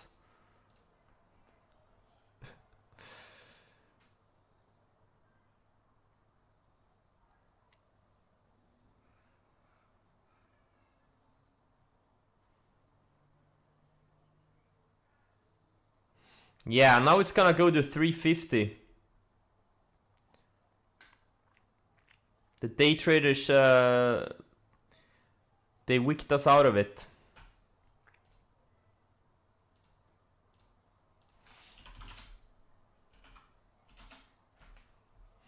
Man, the logic some people use, like the logic someone used when I asked where gold was gapping down and silver was gapping up, because silver is an industrial metal Oh, it's also used in industrial, like an industrial metal. Great logic.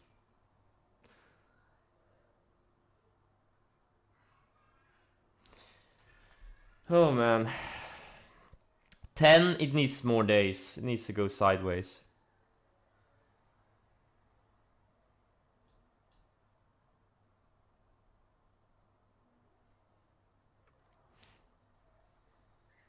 Hey, was it Investors Live who shorted Snap down?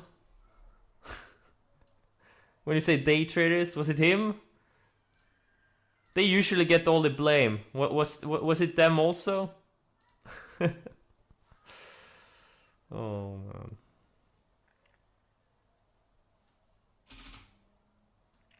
The evil shorties.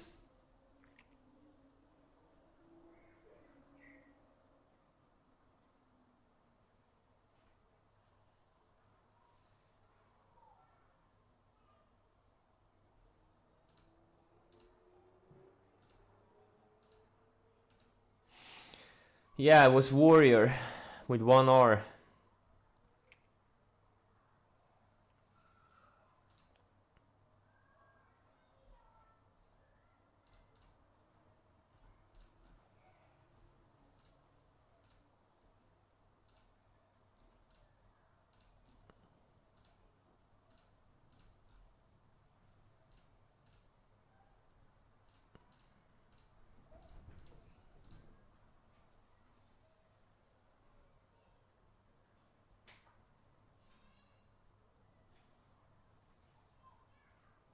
Excess high is a common term in futures trading.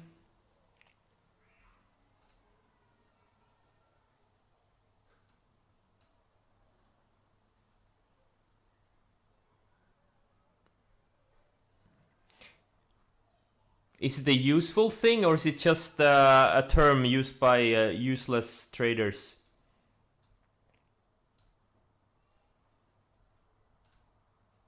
There's a lot of terms in the financial markets, and most of them are just, used by a bunch of useless people who can't make any money.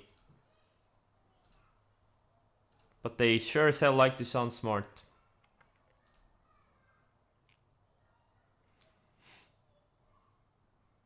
Yeah. It's kind of funny. Like I said before, successful trading, it's more about, cutting away all the useless things you ever learned and heard. Because most of the things people learn about the financial markets useless. Totally useless. If you can unlearn those things, you're on the right path. And the more useless things you can unlearn, you can become incredibly wealthy. FT71, how many hundreds of millions has he made?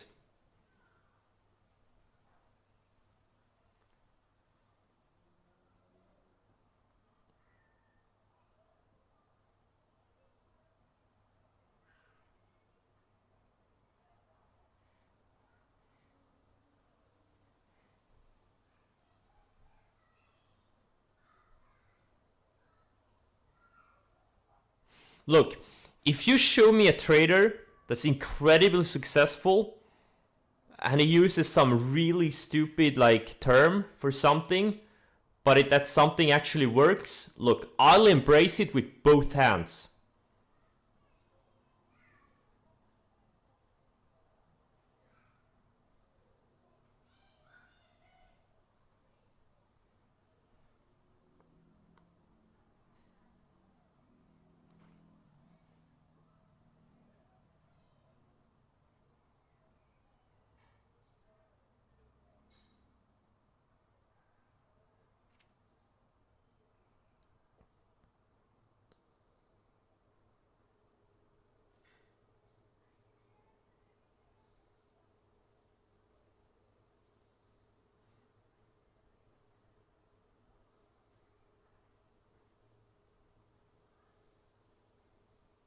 Yeah, exactly. Exactly. You listen to these guys, Druckenmiller, David Tepper, Paul Tudor Jones. And they almost never use any of these stupid, phrases. And these guys are legit, they have great track records for long term. They're filthy rich. So who do you want to emulate your trading after? Some random schmuck on social media who probably, trades a $500 account, uses all these fancy words, and, maybe also selling a service, or, these legit people.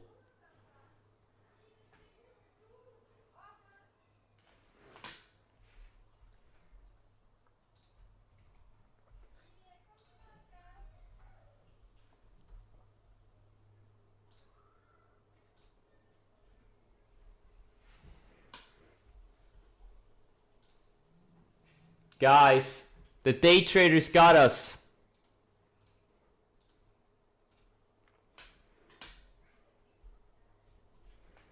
They got us. They SC'd us. And you know what's gonna happen? Watch and see. It's gonna find support on the 20 EMA. Just like SC did. And then it's gonna reclaim, and it's gonna be at 70 next week. Damn, I had a pretty damn decent position. I had a huge position. Oh, taking a nice loss on it.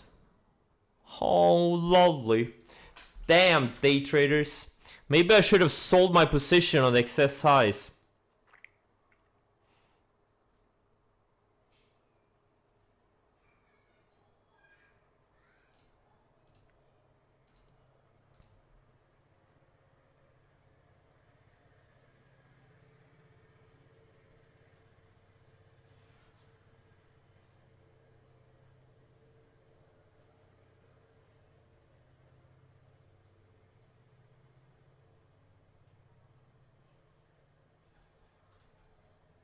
Exactly, you can't sell simple things. People want complexity.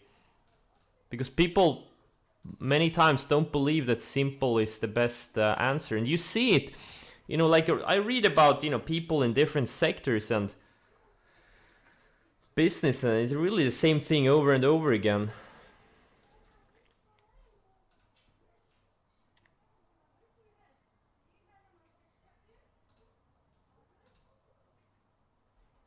Hey, can someone tell me when the day traders are gonna start buying Snap again? When are the excess lows? I wanna know.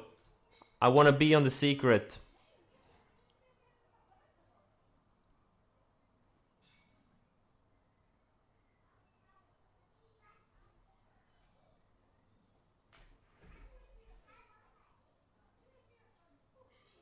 Have a great weekend.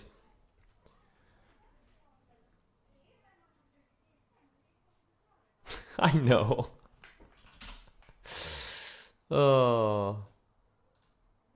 Because people say so many random things, and I gotta capitalize on it.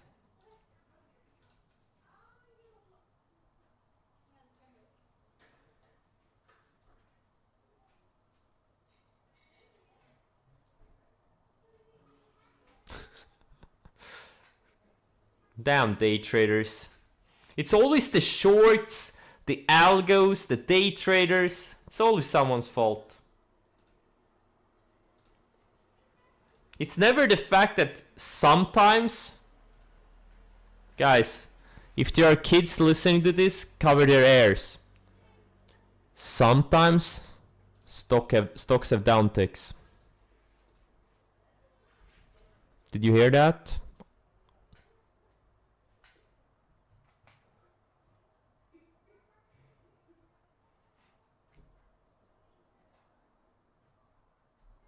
Yeah, David, you got that joke. Well, it wasn't a joke. It's actually truth. It's actually the truth. It's literally the truth. Sometimes stocks go down.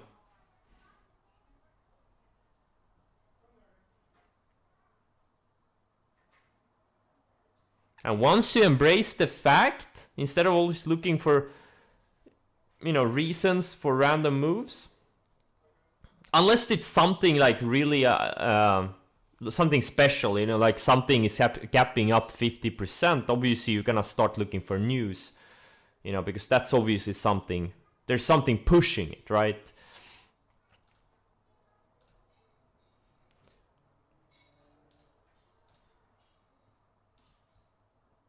But you know, failed breakouts is a thing. Most breakouts I buy fail. Most breakouts I buy fail.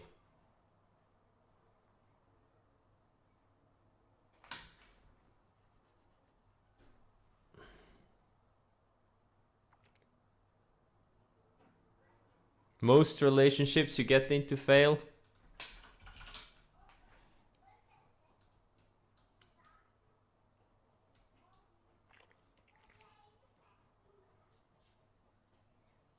Hey, Mogsar, maybe because you have too small candle. Maybe your candle is too small.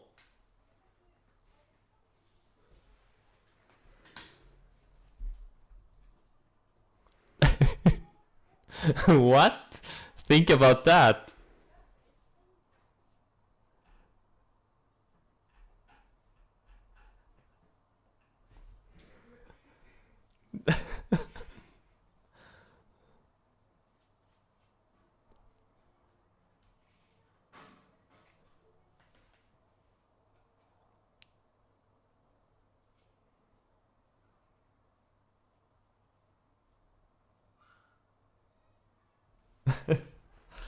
TTLS. Yeah, this is the one we looked at before. Yeah, it's still a good setup, but now it's, you know, it's gone.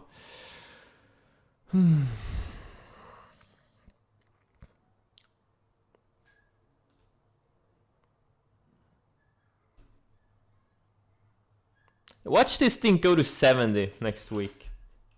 Oh man, SC, I can't look at it. And Net 2, that one I passed on. And this is the one that worked the best. Oh. Why does the stocks I pass on just go straight up, like Roblox? Actually, CLF did go straight up. And AMC went straight up too, together with BB when I bought them last week. Okay, never mind. I do actually catch some really big ones.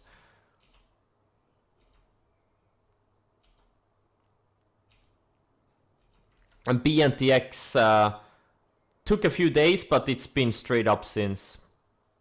And BRCU went straight up after I bought it. And Soxel went straight up after I bought it initially. Never mind. I actually and NRGU went straight up, and REMX went straight up. Okay. TNA didn't go straight up. I got stopped out first, and then I got shaken out of half size. That one hurts. Sophie. It needs more time sideways. It doesn't matter. A flagpole, it can be a few days, it can be a few weeks. It doesn't matter. It needs to be an explosive linear move, orderly pullback. You want to see some support on the 10, 20-day moving averages. The micro caps, smaller caps, they will generally find support on the 10. The larger cap will generally find support on the 20.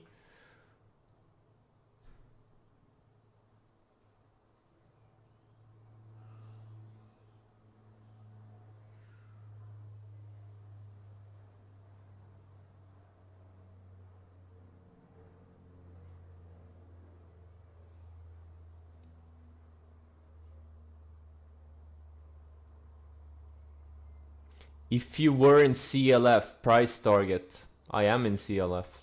Price target to the moon.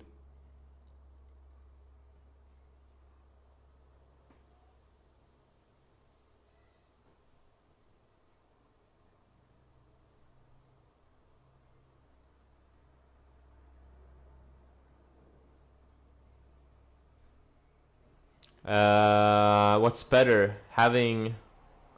I'll wait 2 minutes. I'll wait 2 minutes. Yeah, I think you pushed enter too fast. To have or not to have?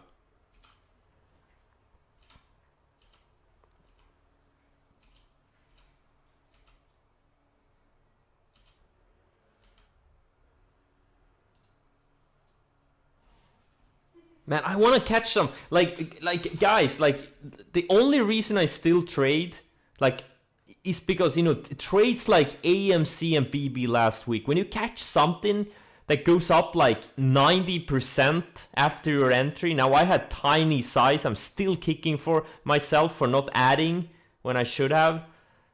I mean, those are the trades you live for. Like, I mean, and BB went up like 54% after entry. I mean, those are the trades I live for. That's the only reason I still trade. Otherwise, I would have put all my money in, like, I don't know, some kind of a balanced portfolio, and just, you know, done something else with my life. Like, I want the big ones. The big winners. So satisfying. It's like a treasure hunt.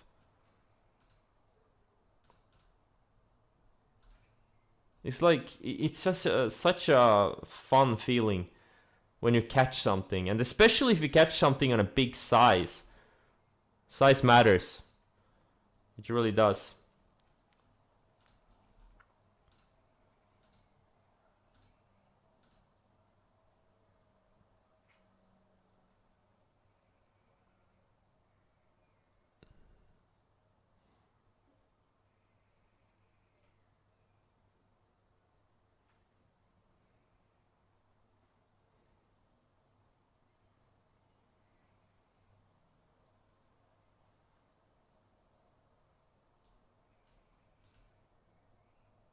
Oh, Jim Dalton. So excess highs is actually used by a successful trader.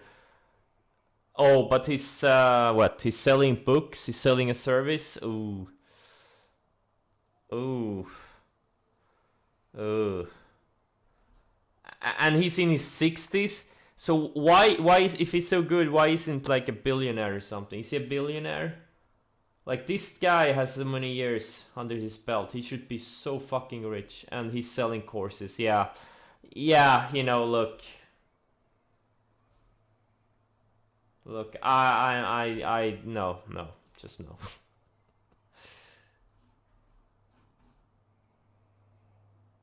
So what's his net worth?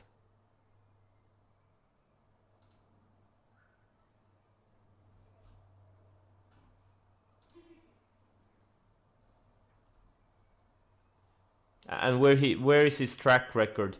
At least Minervini has won the US investing championships. And he's right, I think he's leading. He's right, he's leading right now.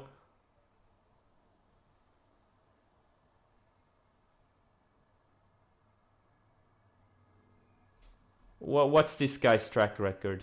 Other than he has a website and he's wearing a shirt.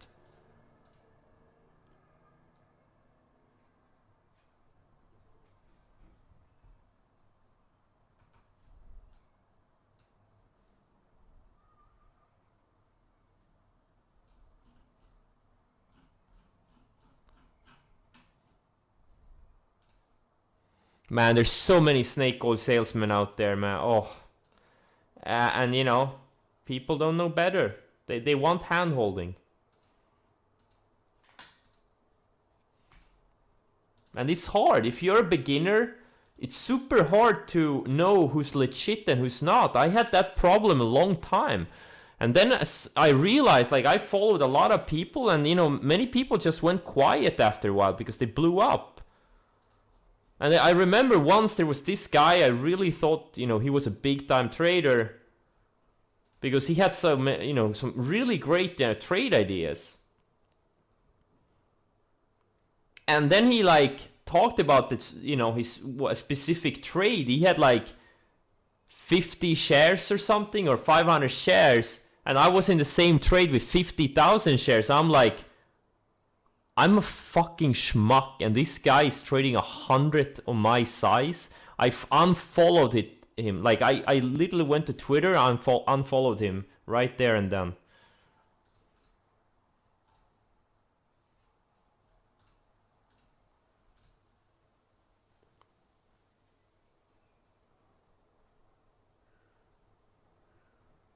I don't remember. That was like 5-6 years ago.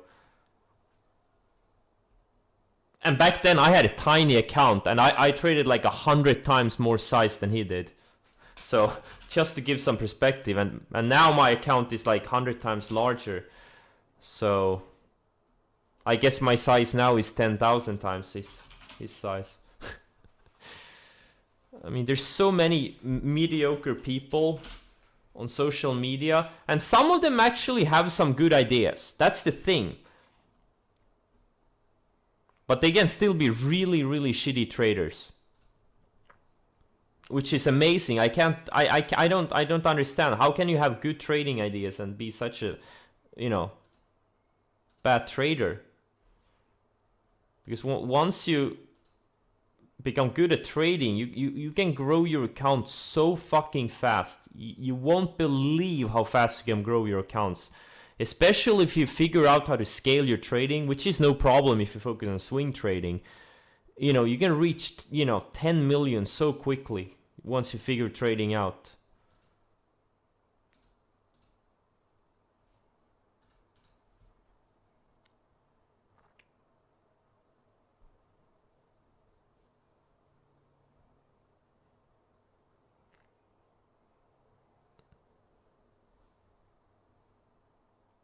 Yeah, absolutely. Doesn't matter. Good markets, bad markets.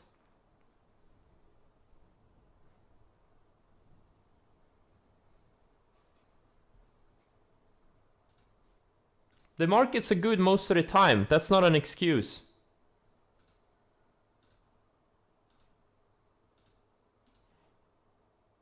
But they're not like obviously last year that was like an anomaly. They were exceptionally good. So that was definitely an anomaly.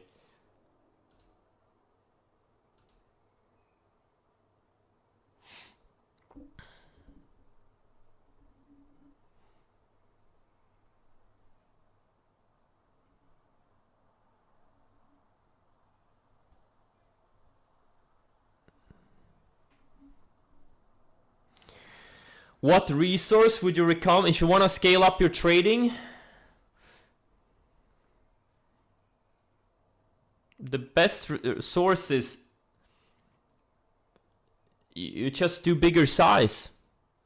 You grab your balls and you do bigger size. That's the only way. You have to force yourself out of your comfort zone. And I'm not talking about you double your size overnight. No, increase your size by 10%. Increase your risk by 10%. Right? As your account grows, you should increase your risk.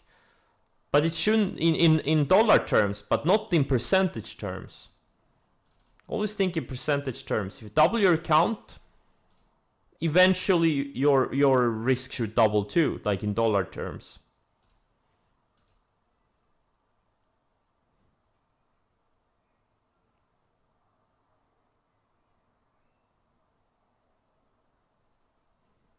Exactly. Do you know why a lot of great traders trade the same setups? Because they work. And they have for 100+ years. Livermore traded the same setups. Very similarly.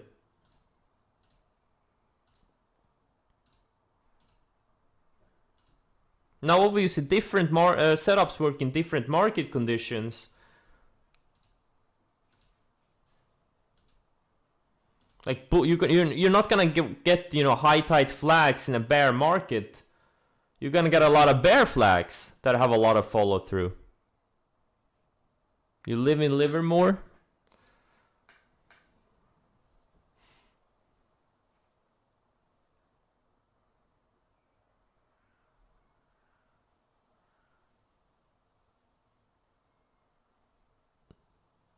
Exactly. How did I? Because he had a tiny account, because he didn't know how to trade. He didn't know how to trade his own ideas. Or he had shitty risk management. I don't know. How could his account be so small?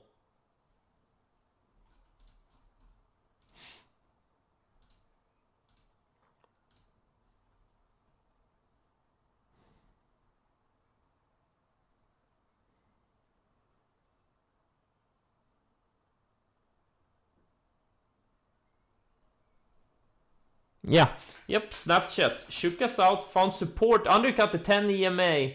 You know, it's still holding the uptrend, just like SC. SC did go to a 20, but yeah, it slightly undercut it, found support, held the uptrend, and here we are. Those damn day traders. Wait, was this the excess lows? Why didn't someone alert me? Come on.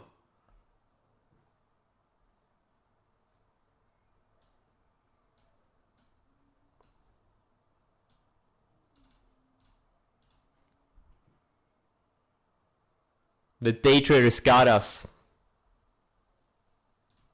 I wonder if Kenny Boy was involved or if it was the 100 lot traders. No matter, they got us.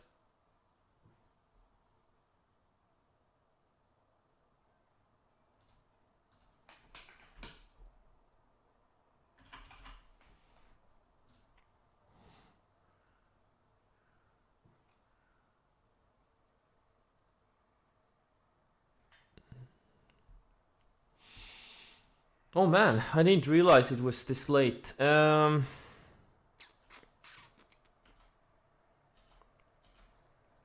not realize it's this late. I guess I'll... BB is showing such relative weakness to all the others like GME. Oh, GME actually faded all its strength. Okay, interesting. And what's CLOV doing? This one is still strong. And AMC is kind of middle of the range. Kinda building higher lows on the 60 minute. It's been building higher lows for 3 candles now, so I don't know. But yeah, if it takes out the yes or the highs, I'll cover it probably. I'm not gonna hold it over the weekend. It could very easily go back to 50.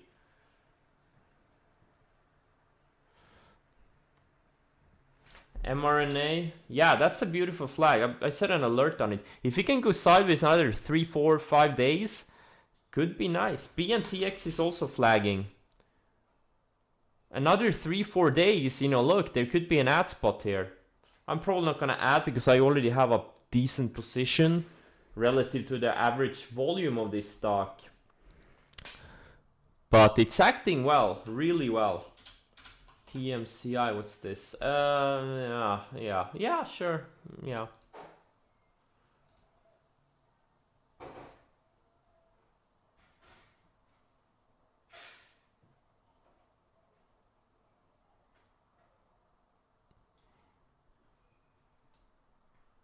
Noven. Noven. What do you mean it's giving back? It's kind of mid-range. Had a big move. I mean this thing literally went up 23% very shortly after the opening range highs.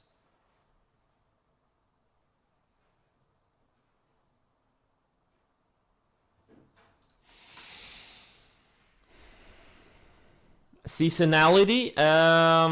Well, there is a seasonality in the market. May to October is generally kind of way worse than October to April. Like almost all the market gains over the past 50 years, they've come from like October to April, I think.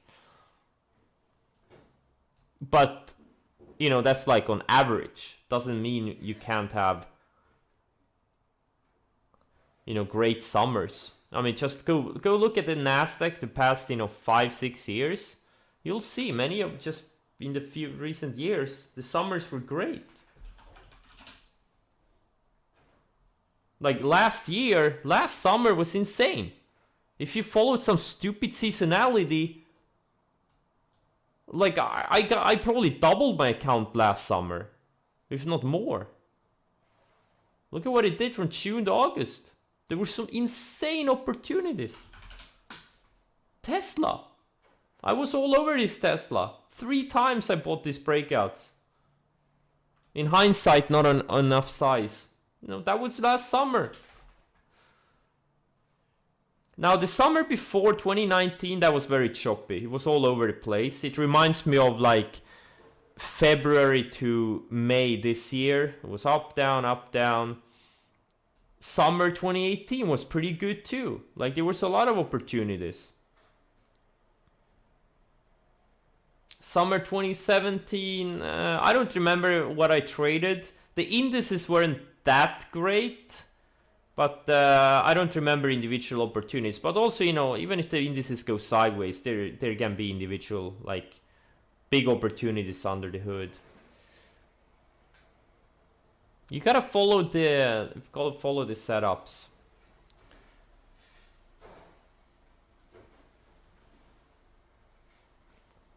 Dun, dun, dun, dun, dun, dun, dun,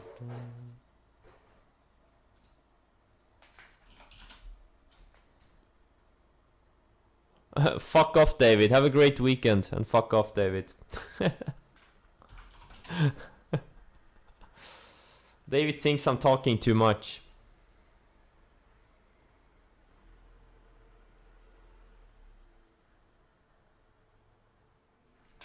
Peloton, yeah, it's more of a, yeah, I'm not a fan of these types of setups that are below the moving averages. Now obviously they can work, and a lot of them have worked well over the past few weeks, but these tend to not, you know, they can be tricky. I've never been good at these, never. But what gets me going are setups like these. Man. Futu. The 20-day, it's gonna catch up in the next few days. What's Tiger doing? Tiger is not as tight. Tiger had this great DP a couple of weeks ago.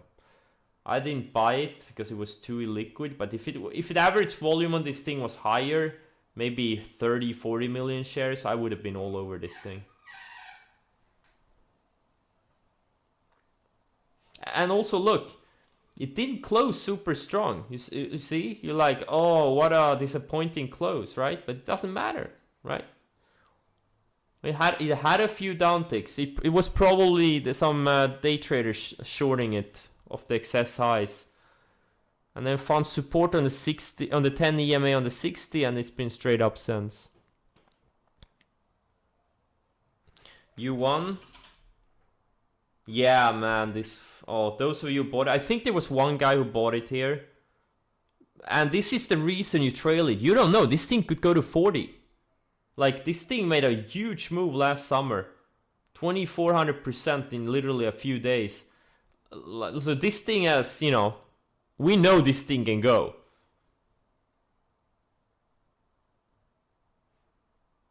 And, you know, you catch, you know, something like this... You know, maybe on... 25% of your account, let's say you put 25% of your account in something like this, right? And it, you know, it doubles, triples. You know, do the math. You only need even if all your other trades break even, you only need a few of those types of trades, and you're gonna double your account in a year. And that's assuming all your other trades you make break even. You catch one of these per quarter on 25% of your account size, you know, where you double, or where you know, make like that then doubles or triples, and you increase your account by 20 or 30% in one home run trade. You need one per quarter, and you have double your account in a year. And you have officially outperformed 99% of all market participants.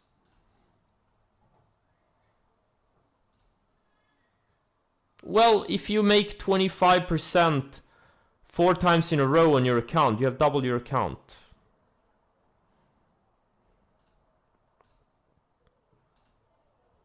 You don't need to go all in, you know. Focus on high ADR stocks that make explosive moves. No need to trade... has anyone mentioned like a super low ADR stock? Yeah. What was it? No, not tech. It's... wait. It's a steel name. Veil. Yeah. You know, you're not gonna get moves like that on something like this.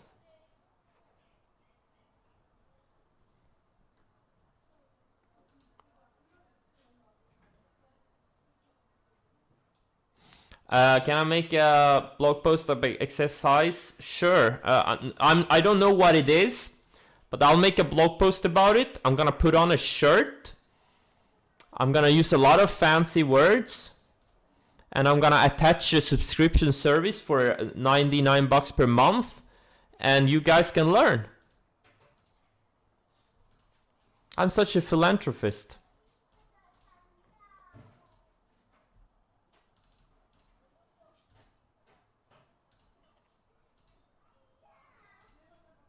Hey guys, I can teach you about any terms. And also, with a subscription service, and if I wear a shirt, you're also gonna learn better. Trust me on that one.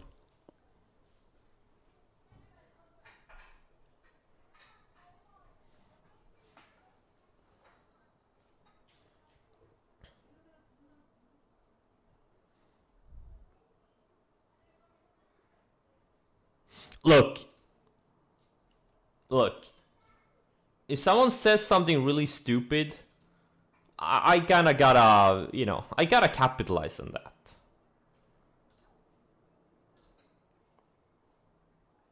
Because that's how you become a successful trader. You cut out the stupid stuff. Or, well, that's part of it. Obviously, you gotta learn the things that work, but once you get the stupidity out of your system, the sky is the limit. Actually, the moon is the limit.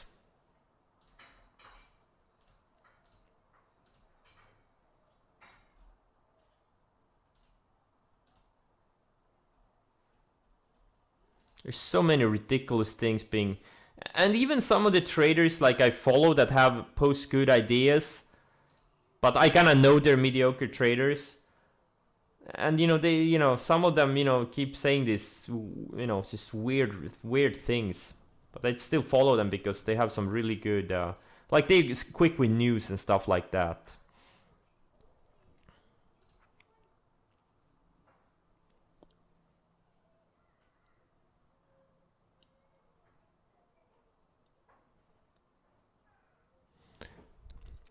Guys, when I'm closer to the mic, you'll learn faster.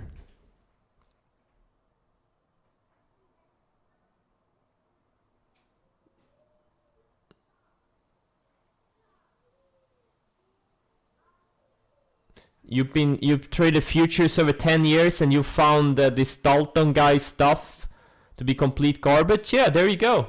There you go. Because if he was this, if the guy is in his 60s and it said on his webpage he's been trading for 40 years.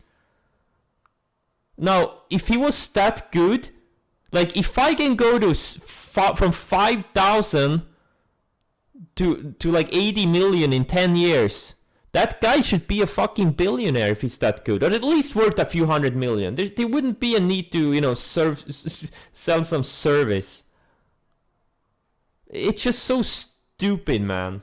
It's ridiculous.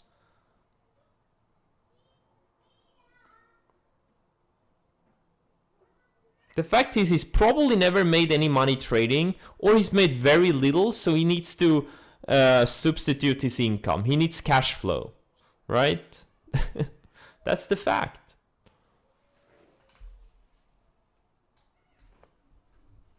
You don't see Druckenmiller or Soros or David Tepper or Paul Tudor Jones or Warren Buffett have a subscription services where you use a bunch of useless fancy words, right?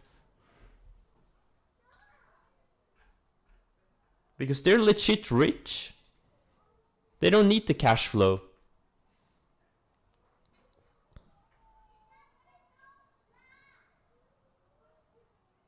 Yeah, Stockholm.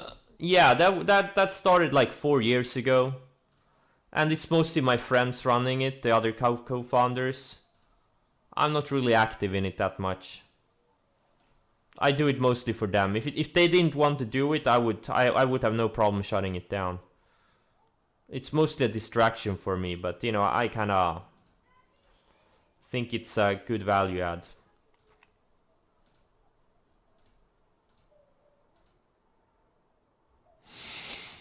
A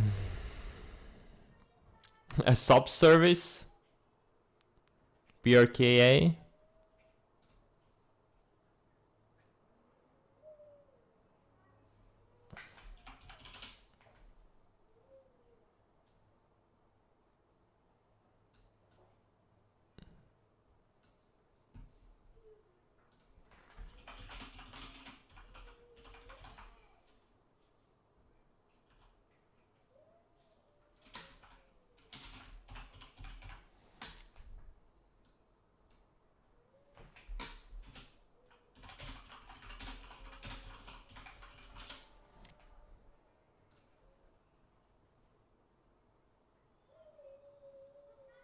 Hey, who's Johnson? He thinks CLF goes to 180? He can be my best friend. Who's this Johnson guy? Okay, let's see. There's some rockets. Should market begin to extrapolate today's HRC prices into the future at mid-cycle EV EBITDA multiple of 5.0? I have no idea what any of that means. So does it mean the stock is gonna go up? That guy must be worth hundreds.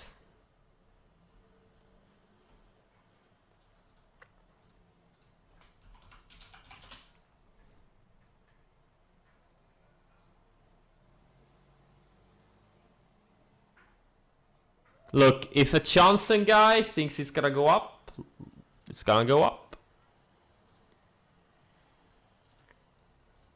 Let's go. Let's get to 180. 180. Tiger. Yeah, but there's no setup here. Come on, BB. Beepily beepily. Beepily beepily. Wait, what's Beely doing? This Beely looks really good on a weekly. It needs to break this 115 area. Hopefully it can go sideways a few more days. It's been built. This is the one. Oh wait, where did? This is the one that was long like a couple of weeks ago. From this little bottom flag, it hit the 100 day and got rejected. Stopped me out. And honestly, I didn't follow the sell rules. The sell rules, you know, my stop should have been the lows of this day, right? The lows of entry day. It never hit that. I sold it on this day here. So I should kind of still be in it, but, you know, my bad. Square. Yeah, square is also kind of a bottom type of a flag. I like it how it undercut the 200 day, built higher lows, bounced a little bit, faded a little bit, and then found support on a 200 day again. It's such a clean, you know, on the daily it doesn't look like much, but on the weekly, you know, if it starts breaking that 230 area, maybe 229, it probably needs to go sideways a little bit more. And Roku, I think, kind of looks similar. Looks great on a weekly. Like I've been, you know, a lot of these former leaders, like the software tech stocks, internet stocks, they look like this. They kind of choppy on the daily, but you look at the weekly and they just 1 or 2 weeks away from, you know, doubling.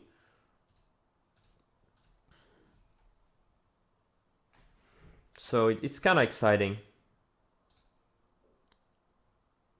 I know I should follow the instructions on the screen. I'm not even familiar with my own sell rules. Fucking loser. Like, I'm telling you, you can be a moron and make tens of millions.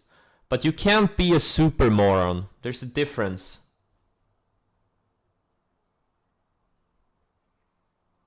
Never be a super moron.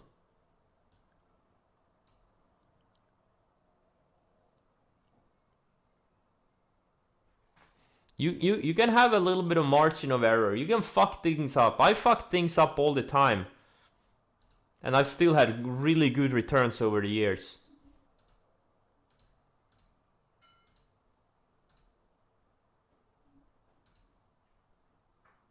That's the great thing about having a big edge.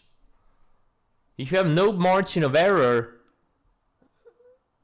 in your trading, it means your edge is too small. That's why it's so important to really, you know, focus on the stocks that can make big moves, because you have such small, bigger margin of error. That's why, like ADR, it's a guy. Unfortunately he's deceased now, but he used to be in Investors Live Chat. He was Muddy, is his name. Like that's where I got this concept from. He's like he was a day trader. He only focused on his high ADR stocks and the, you know, stuff like former runners.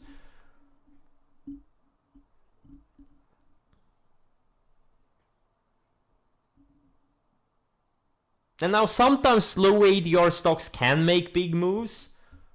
Like an example would be maybe like DFS, for example, right? It's been a low ADR stock for the past like year now, or yeah. You know, it's been sub 3 ADR or sub 4 ADR for the past 7-8 months, but it's still, you know, doubled. But it's not really a type of stock you want to trade. And yesterday, you want, you know, this is the type of stock you want to be in. If you have a less than $1 million account, this is the type of stock you want to trade. Something can double, triple in a few days. This is the type of stock you want to trade, right?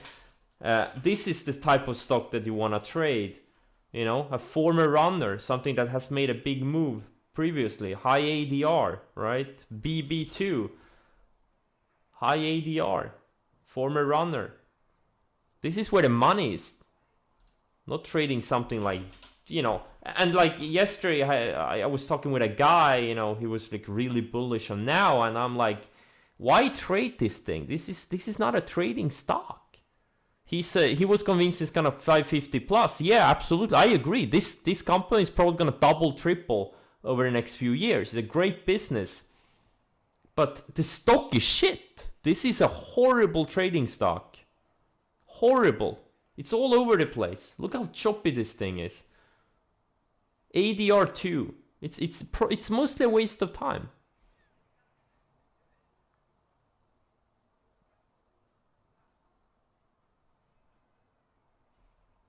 The edge on a stock like this is very, very small. You don't have a lot of margin of error on something like this. You're gonna get chopped up trying to trade something like this.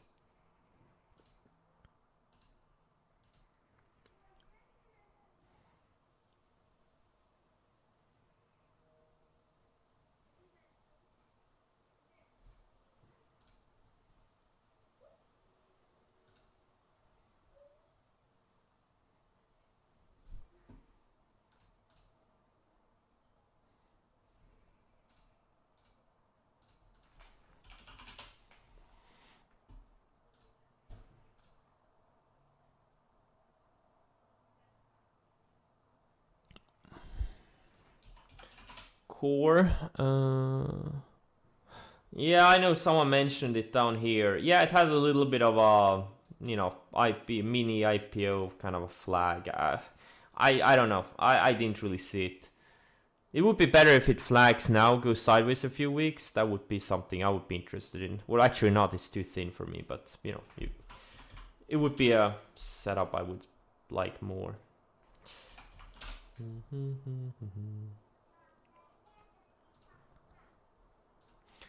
There's many ways you can trade. Many different types of setups. Well, actually, there's not that many different types of setups. There's just there's only like a few types of setups. Range breaks, either upside, downside, mean reversion. You know, it's very few basic types of setups. Even though all people have different types of names for them.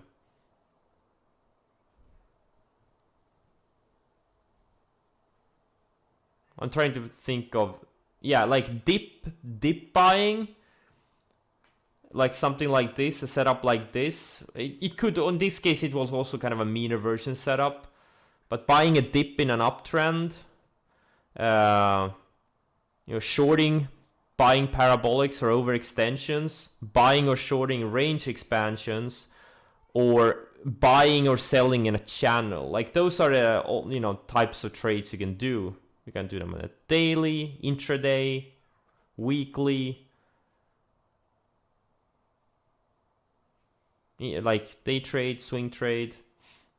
And then you also have like the algo market maker type of trading. You sit on a bid and ask and, you know, trade the spreads and stuff like that. But that's an algo game. That you can't do that as a human anymore. It's too fast. All those people who did it, they're out of business. They lost their edge when the algos came.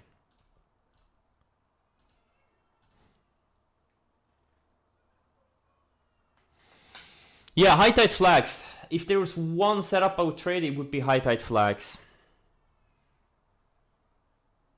Or maybe EP. I don't know yet. Sometimes you get an EP when it breaks out of a high tide flag. So, like for example, Beely. Oh well, that wasn't a high tide flag. Never mind. Or actually, it was on a weekly. It was. It broke out on earnings. It was an EP and a breakout in one. And Celsius also similar. Broke out of a high tide flag on a weekly on earnings. It was an earnings EP. You know, these types, these are the, you know, super explosive. High tide flag.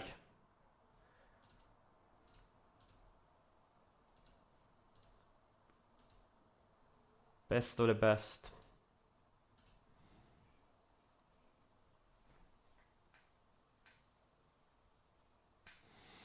Frequency of EPs depends on your account size.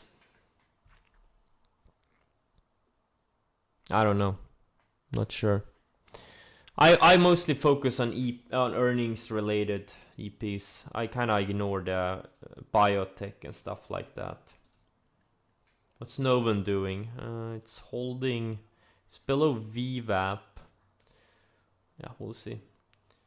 This is the type, you know, it can go to 30 next week, or it could, you know, face back to $10.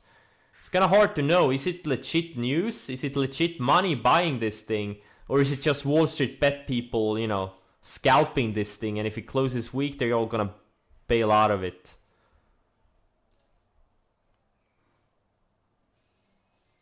Kind of hard to know. It would be easier if the market was worse, because, you know, then you know there was, when in a market when there was not much speculation money, then you would know this is legit money buying it. Wow, float has churned almost like what, 7-8 times.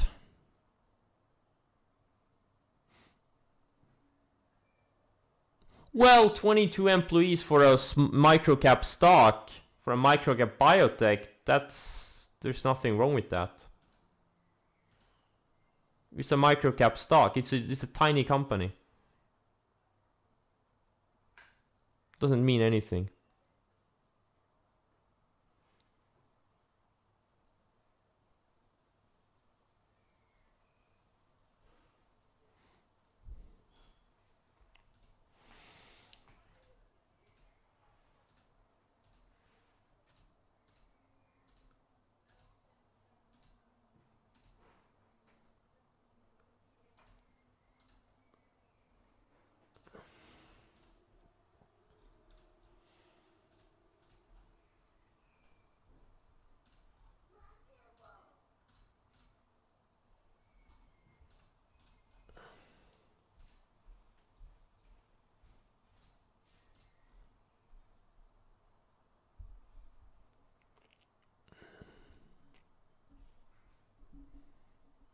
Raccoon, is it down even more? Holy fuck. Now for day traders, like, there could be a huge bounce coming. Like, this thing could easily bounce 50%. So, you know, these things create a lot of opportunity for day traders. And it's very liquid too if you have a smaller account.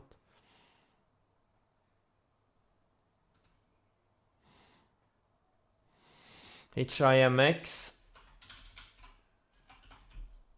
Tight flag. Yeah, I need some more time. Semiconductor name.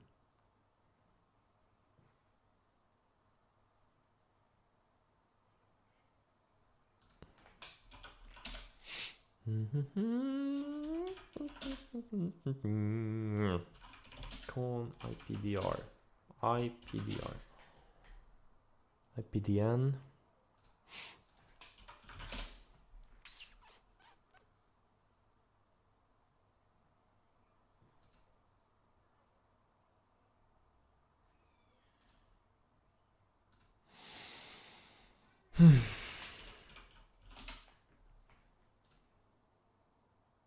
Oh, where is Snap? Where is Snap? Okay. I hope it you know goes back to like 61s or something. Goes sideways for a few more days, builds some more higher lows. Let's say 2050 catch up and gives us a setup next week. I don't wanna. I hope it doesn't do something like SC where it just rebounds the same day and then just you know starts grinding higher.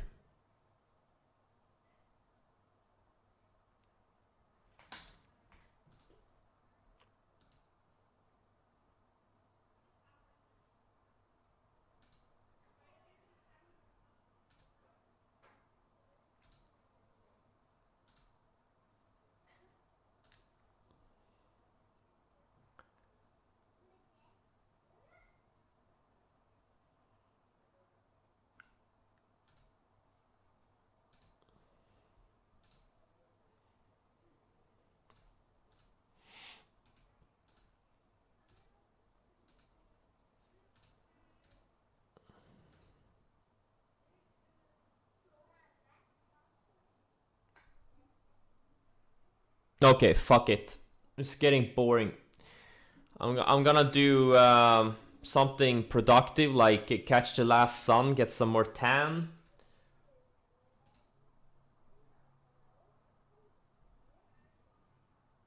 There's still almost 1100 people in here. Guys, don't you have anything better to do? Just kidding. No? Yes? No? It's true, it's middle of trading day. Okay guys, thanks for joining. I hope you had a great week. If not, let's make next week awesome. Have a great weekend and take care.